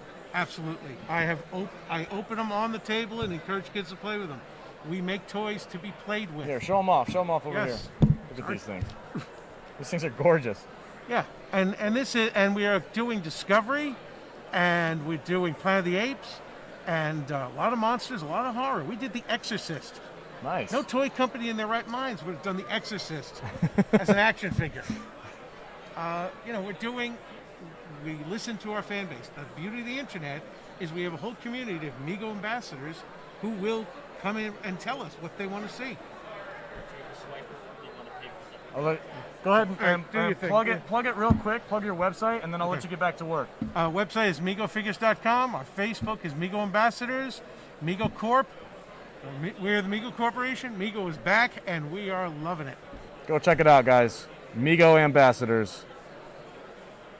Fantastic stuff for you collectors out there. Thank you, sir. It was a pleasure meeting you. You too. We were talking shit about this poor bastard the whole weekend. He's probably outdoing us. Well, what? That's fantastic. Good for him. Good for him. I didn't get to catch all of that. I don't know which. I can't see my freaking mic. Here we go. Hey guys, what's up? All right, can you read the chat for me? I can't freaking see anything. I can. Dr. Migo is pretty popular, actually. Yeah. He's kind of based, according to the chat. I love his take on Funko Pops. I really do. That was interviewing gold right there, because I knew, talking with this guy, my ears perked up, and I'm like, this dude takes so much pride in his work. I highly doubt man, he likes toy collecting is serious business. Corporatization, is that a word? Yeah. Of Funko Pops. So when I asked him that and he said he hated them, I was freaking. So I'll when I first got into Funko Pops, they weren't making them for every single thing that they could make them out of. It was pretty much just Star Wars and a few other obscure things. Yeah. And now they're just everywhere. Now they're ridiculous. They've turned into Beanie Babies, and they suck, man. It's just, you look at my live stream. I've got a freaking wall of them behind me. Yeah. How many do you have? Like 107. You're gonna sell them? No, probably not. Because I actually have some that are actually worth some money. I mean, I don't know. I'll probably end up doing something with them at some point. But I don't know. I have a couple that are worth like $300-400 that I spent $8 on. Nice. So that's pretty good. Somebody out there will buy them. I love that he hated them. Yeah, me too. That makes me so happy. Part of the problem. Pop, Funko Pop. Yep. Guess we're not going to get no corporate sponsorship from Funko. No, That's I'd rather not have corporate sponsorship from Mego anyway. Those Funkos can go suck it. All right. What do we got in the chat going on there, Vader? Oh, The Mandalorian made me start buying pops. I've got a few of those. Yeah, I bought the first series. Toys should be played with. All mine were played to destruction. That's where the neurotic weirdo in my head comes out, because I don't unbox hardly any of my toys. But that's just I collect. I don't play with. I collect. I used to play with those little plastic muscle men from the 80s. Mm-hmm. I had a whole duffel bag of those things. Yeah. I destroyed the crap out of those things. Gandalf! I loved them. Gandalf the dog! Come here. Is Gandalf back? Gandalf is here. He's Oh my just chilling God. out today. Go ahead. Gandalf is back, everybody. There he is. Say hello to Gandalf, everybody. Gandalf is back. The only dog on the planet. Look, I trimmed my beard up last night, just so I could be a little more tapered, like him. Oh, so, yeah. How's the con going? Oh, wonderful. Yeah. Yeah, unfortunately. Shut up, Wesley. Last day. Yeah. I don't know if that's good or bad, or good thing or bad thing for us. We're tired. I bet you are. Yeah, I'm looking forward to that home Yeah. party moment. Yeah. So Yeah. Gandalf will be like, I bet he's probably tired of looking at people. God, look at his eyebrows. Yeah, I know, dude. Put him right in there. Look at this, guys. This is like the best dog in the world. We're gonna make him more famous than the Golden Knights dog. He's just awesome. He looks so intense. He's like, get that camera out of my face, man. Get the camera out of my face. Did you are his eyebrows trimmed, or does yeah, that I just do that. okay? I try to separate the eyelashes. I was in a hurry. They're not the best, but they're not He looks great. I love this dude. I do. I love this dog. Yes, I do. That is killer. Man, thanks for stopping by. You're very welcome. You guys have a good time. All right. Thank you. Enjoy your day. Gandalf the dog. Sick.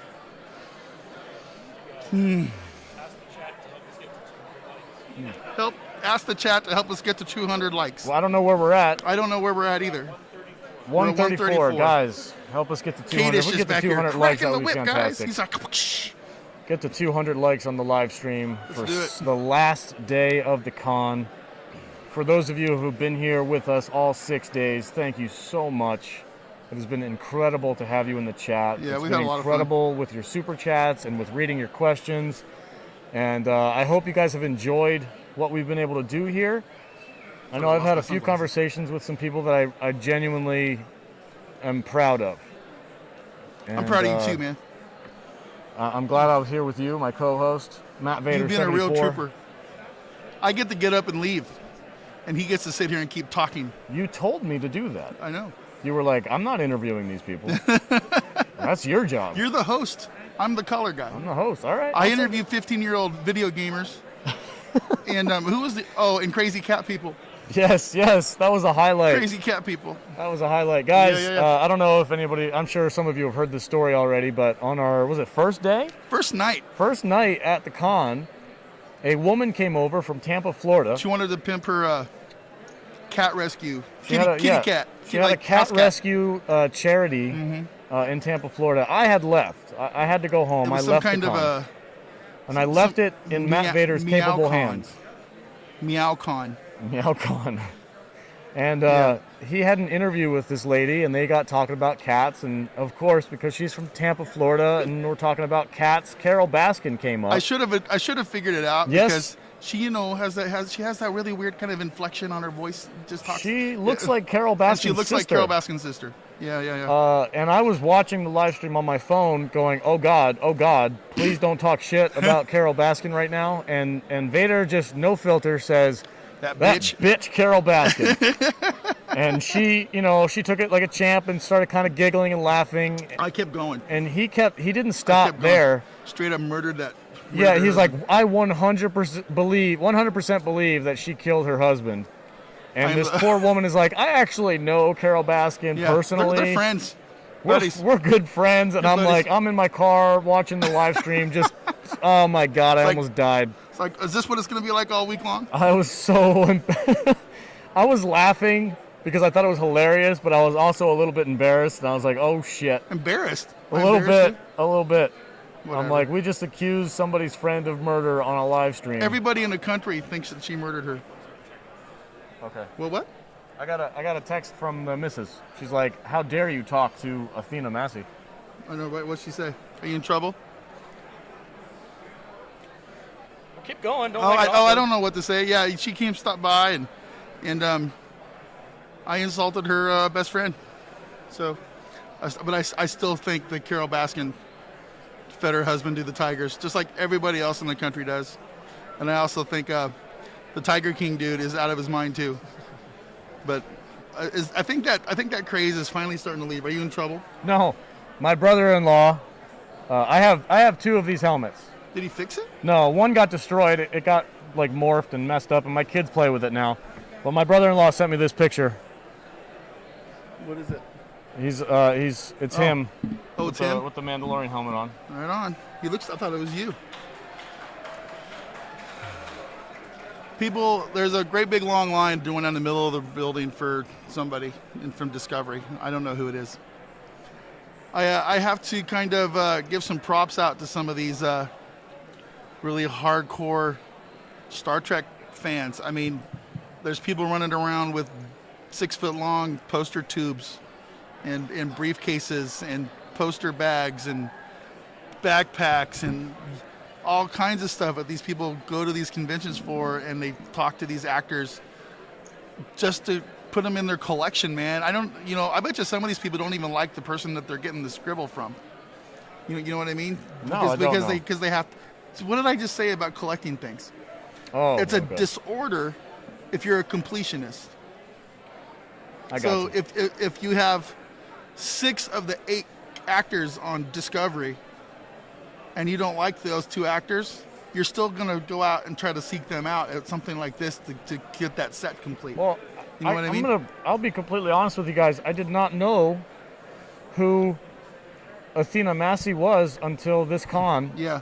And now that I know how much of a sweetheart she is, I'm going to 100% go and check her out and check out her Dude, her work. IMDb is huge. And this is awesome. It's great. And the same thing for Tracy Coco. Yeah.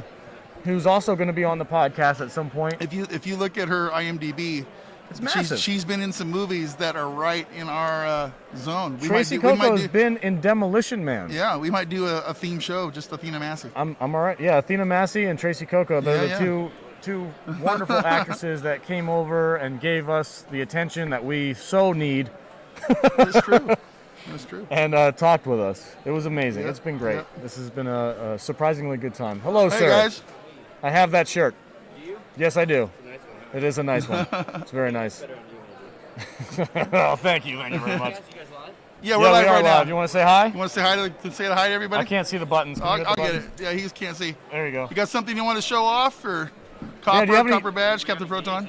Oh, you got engaged. That's great. Yay, did you guys buy any swag? What's that? We invited Garrett Long. Oh, nice. So he said yes, right? He said, so if I showed up, your minds would just be blown. Nice. He's a Las Vegas local. Yes, I know. Yeah. Are you guys local? My parents are. Okay. Where are you guys from? Pahrump? Where are you guys from? El Dorado Hills. I don't know where that is. Where's that at? California. Oh, okay. I'm sorry. It's my fault. Johnny Cash. Yeah, Johnny Cash. Yeah. Excellent. All right right. on, guys. Well, congratulations. That's sweet. I hope you guys have a great rest of your day. I can't All right. Thanks, guys. frickin' Have a good one. see a single thing in this mask right now. You blind? I'm very blind. That's funny. I don't even know. I can kind of see shapes. You know who my favorite guest is so far? Who's your favorite guest? Gandalf. Gandalf. You do love that dog. I love that dog. That is amazing. Every time that guy walks by with that dog, you're like, get over here. Get over here. I want to see Gandalf. That chick was kind of hot, right? Who? There's Hawkman right there. Hawkman is back. But he's back. He's different today. What? Did you just give him a secret? I did. I'm Yeah, sorry. I did. I'm Hawkman. But How the you doing nipples today, are sir? out again. We got the nipples. So, sir, we said that, yeah, it's live. on. You're on. You're in front of 75 people right now. Oh, wow. It's our biggest chat of the ever. Look at this. You were very proud of that physique, sir. Good job. Well, might as well. Well done. You remind me of Khan from Wrath of Khan with his chest. So what we got going on? This is outfit, Kirk's outfit from Gamesters of Triskelion. Oh, all right. All right. Hello. How are you? I'm sorry, I can't really see anything right now. Yeah. This so, is great. Last day. Last day. How's it been? It's- Is this you guys' first con? Yeah. Our first con. Okay.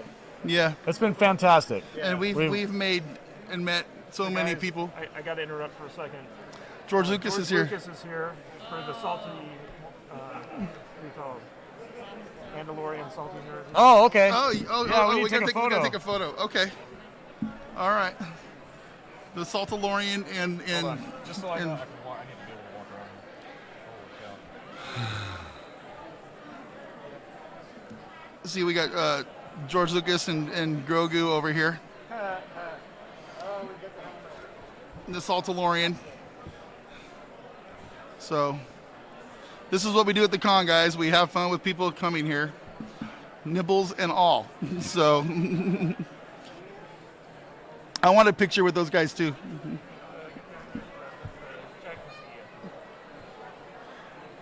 He was on yesterday. Yeah, I know. Yeah. Thank you. Absolutely. Thanks for having me. Yeah, you guys have fun. All right, guys. Good afternoon, everyone. Just a friendly reminder. You want to turn the masks camera around? must be worn Oh, indoors you want at to all on the times. banner. That includes during pictures and selfies. What are we doing? If you have a face shield, you must wear a mask underneath your face shield. I hope everyone's having a great day. Yeah, someone step back here behind the banner. Okay, here we go. That's cool. There we go. It's George Lucas, everybody. George Lucas and Grogu in the hizzy. I got it.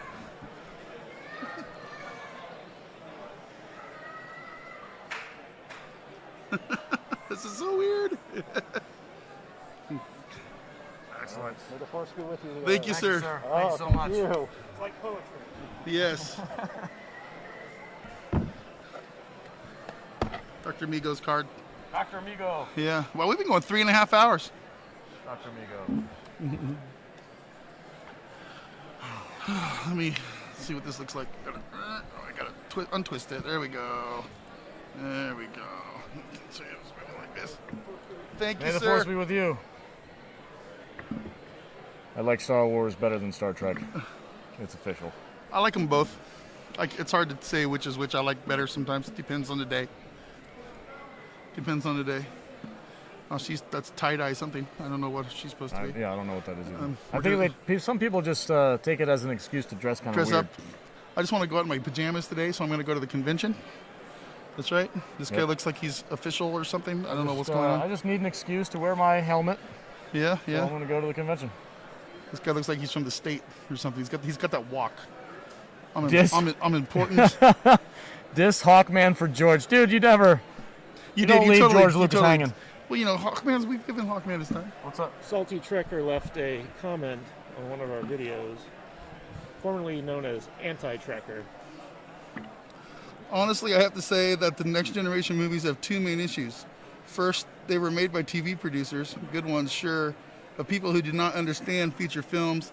And the second, they wanted to change core aspects of the Next Generation formula, trying to make TNG an action franchise, a love story, etc. Picard as an action hero, shaking my head. Not enough salt for my taste, but good show, guys. Well, thanks. That's the Anti-Trekker? Salty Trekker. The Salty Trekker.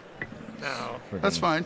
Stole my name. Yeah, he's riding our coattails, guys. Yeah. Just kidding. We love you. No, we love you, buddy. Thanks for That's commenting. absolutely Thanks true. for watching our stuff. We appreciate it. Yep.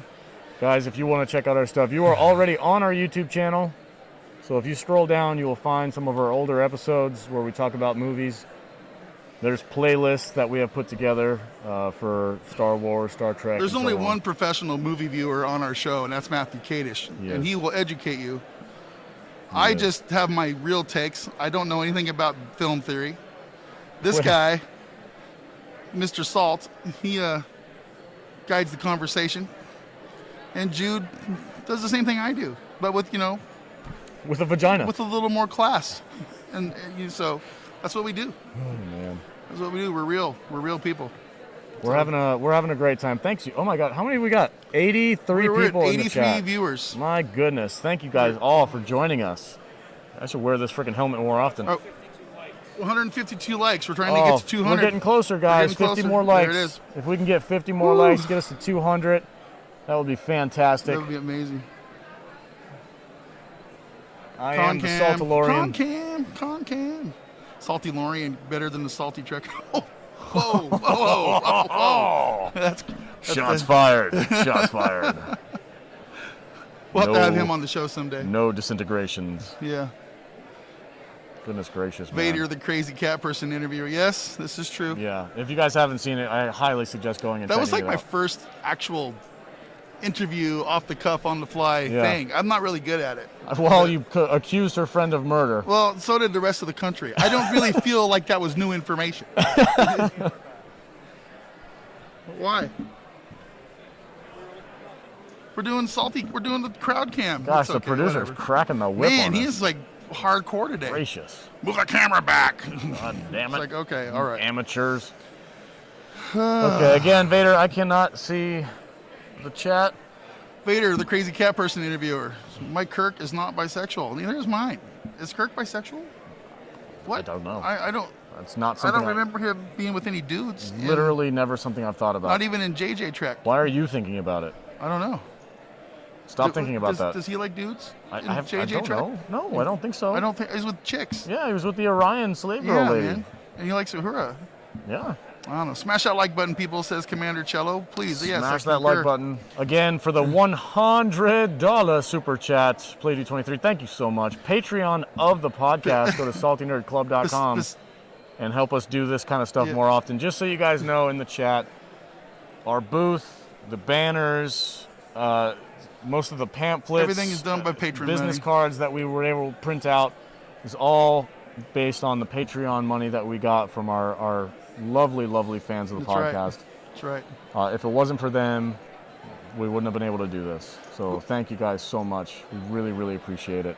Pacific 414 says, Shatner is the only Trek actor I follow on Twitter. That's probably not a bad idea. It's wise. It's a wise thing. He has a pretty wild Twitter account. I'll agree. For a 90-year-old man? Yeah, he's snark, man. He Yeah. he doesn't take any shit. It's funny. Neither do I. Salty Trekker. I see what you did.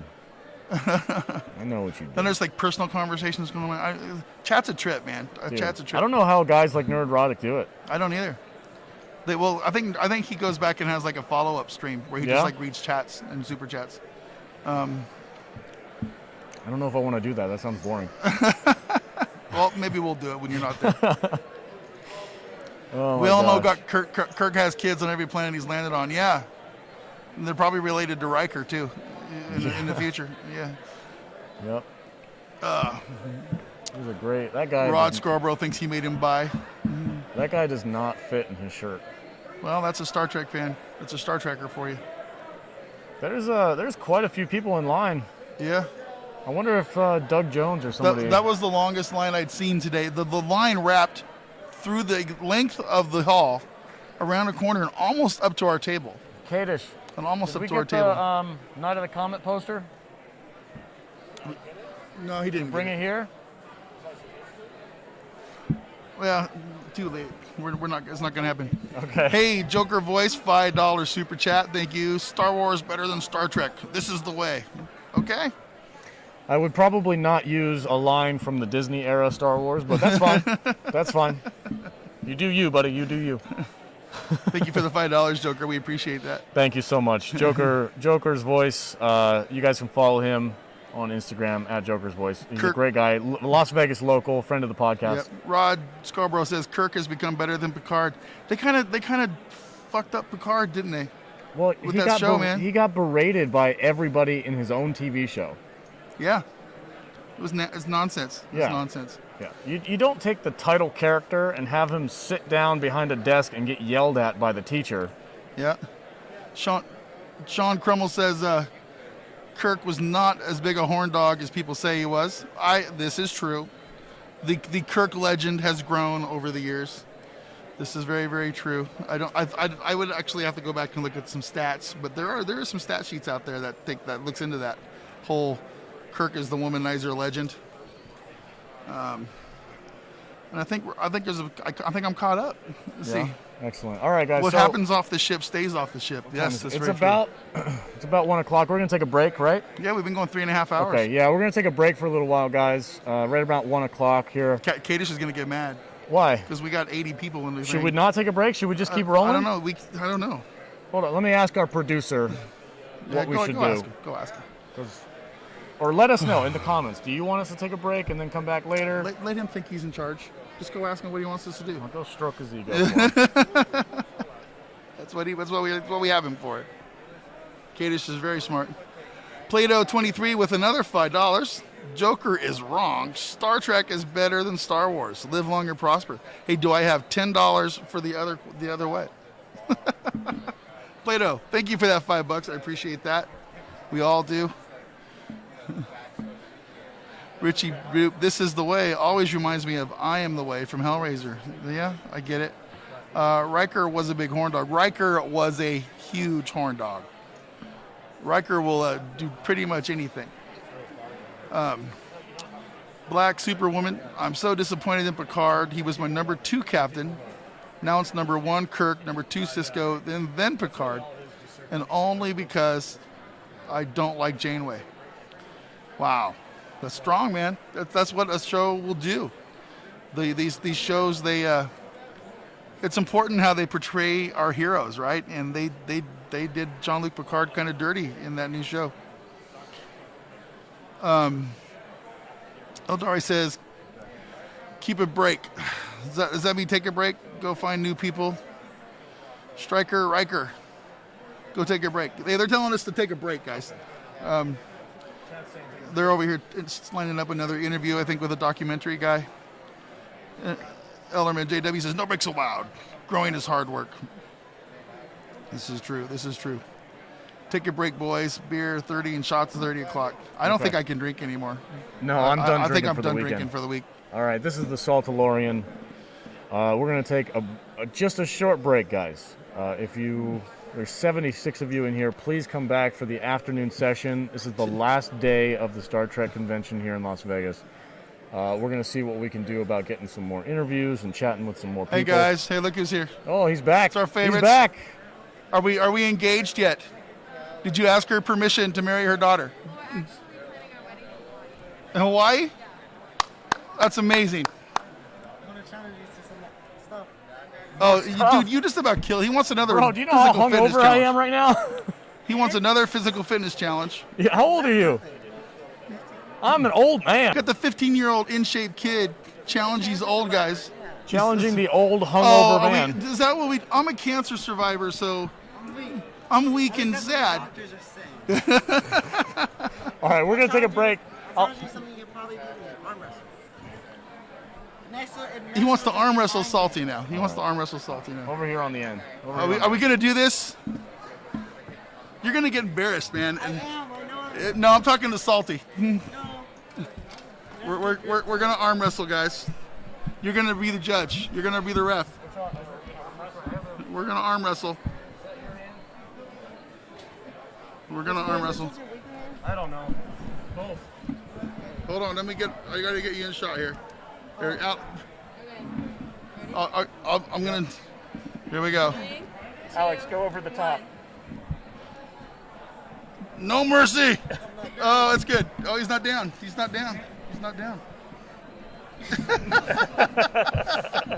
There it is. I'm not down. No, my knuckles have You didn't touch. Over the top, you got to go. Yeah.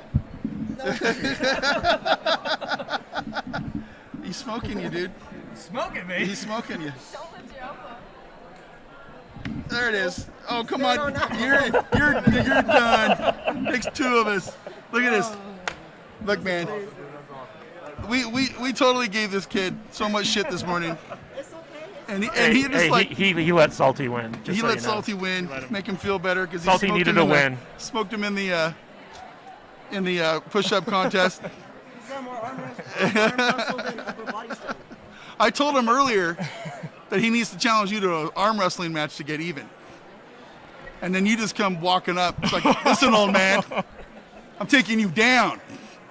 And yeah, that was awesome. That was great, man. Thanks, guys. Yeah. Thanks. Yeah.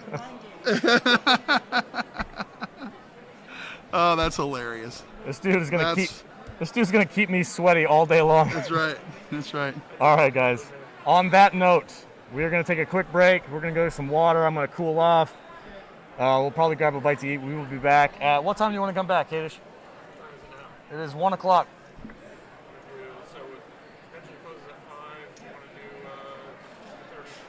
Yeah. So from 3 to 5, we'll polish off the rest of the day. 3 to 5. Come All back right. here, saltynerdvideo.com. We will be live once again. Thank you all, and thank you all for the super chats. We really appreciate you guys coming in here. Who should we put in the title to clickbait people next time? I don't know. We'll figure it out. All right, signing off for now. Ethan Van Sciver or somebody. I don't know. Stay salty, my friends. We'll catch you in a little while. Bye, guys. Have a good one. I gotta. You want me to shut it down? I don't know how to do it. End stream.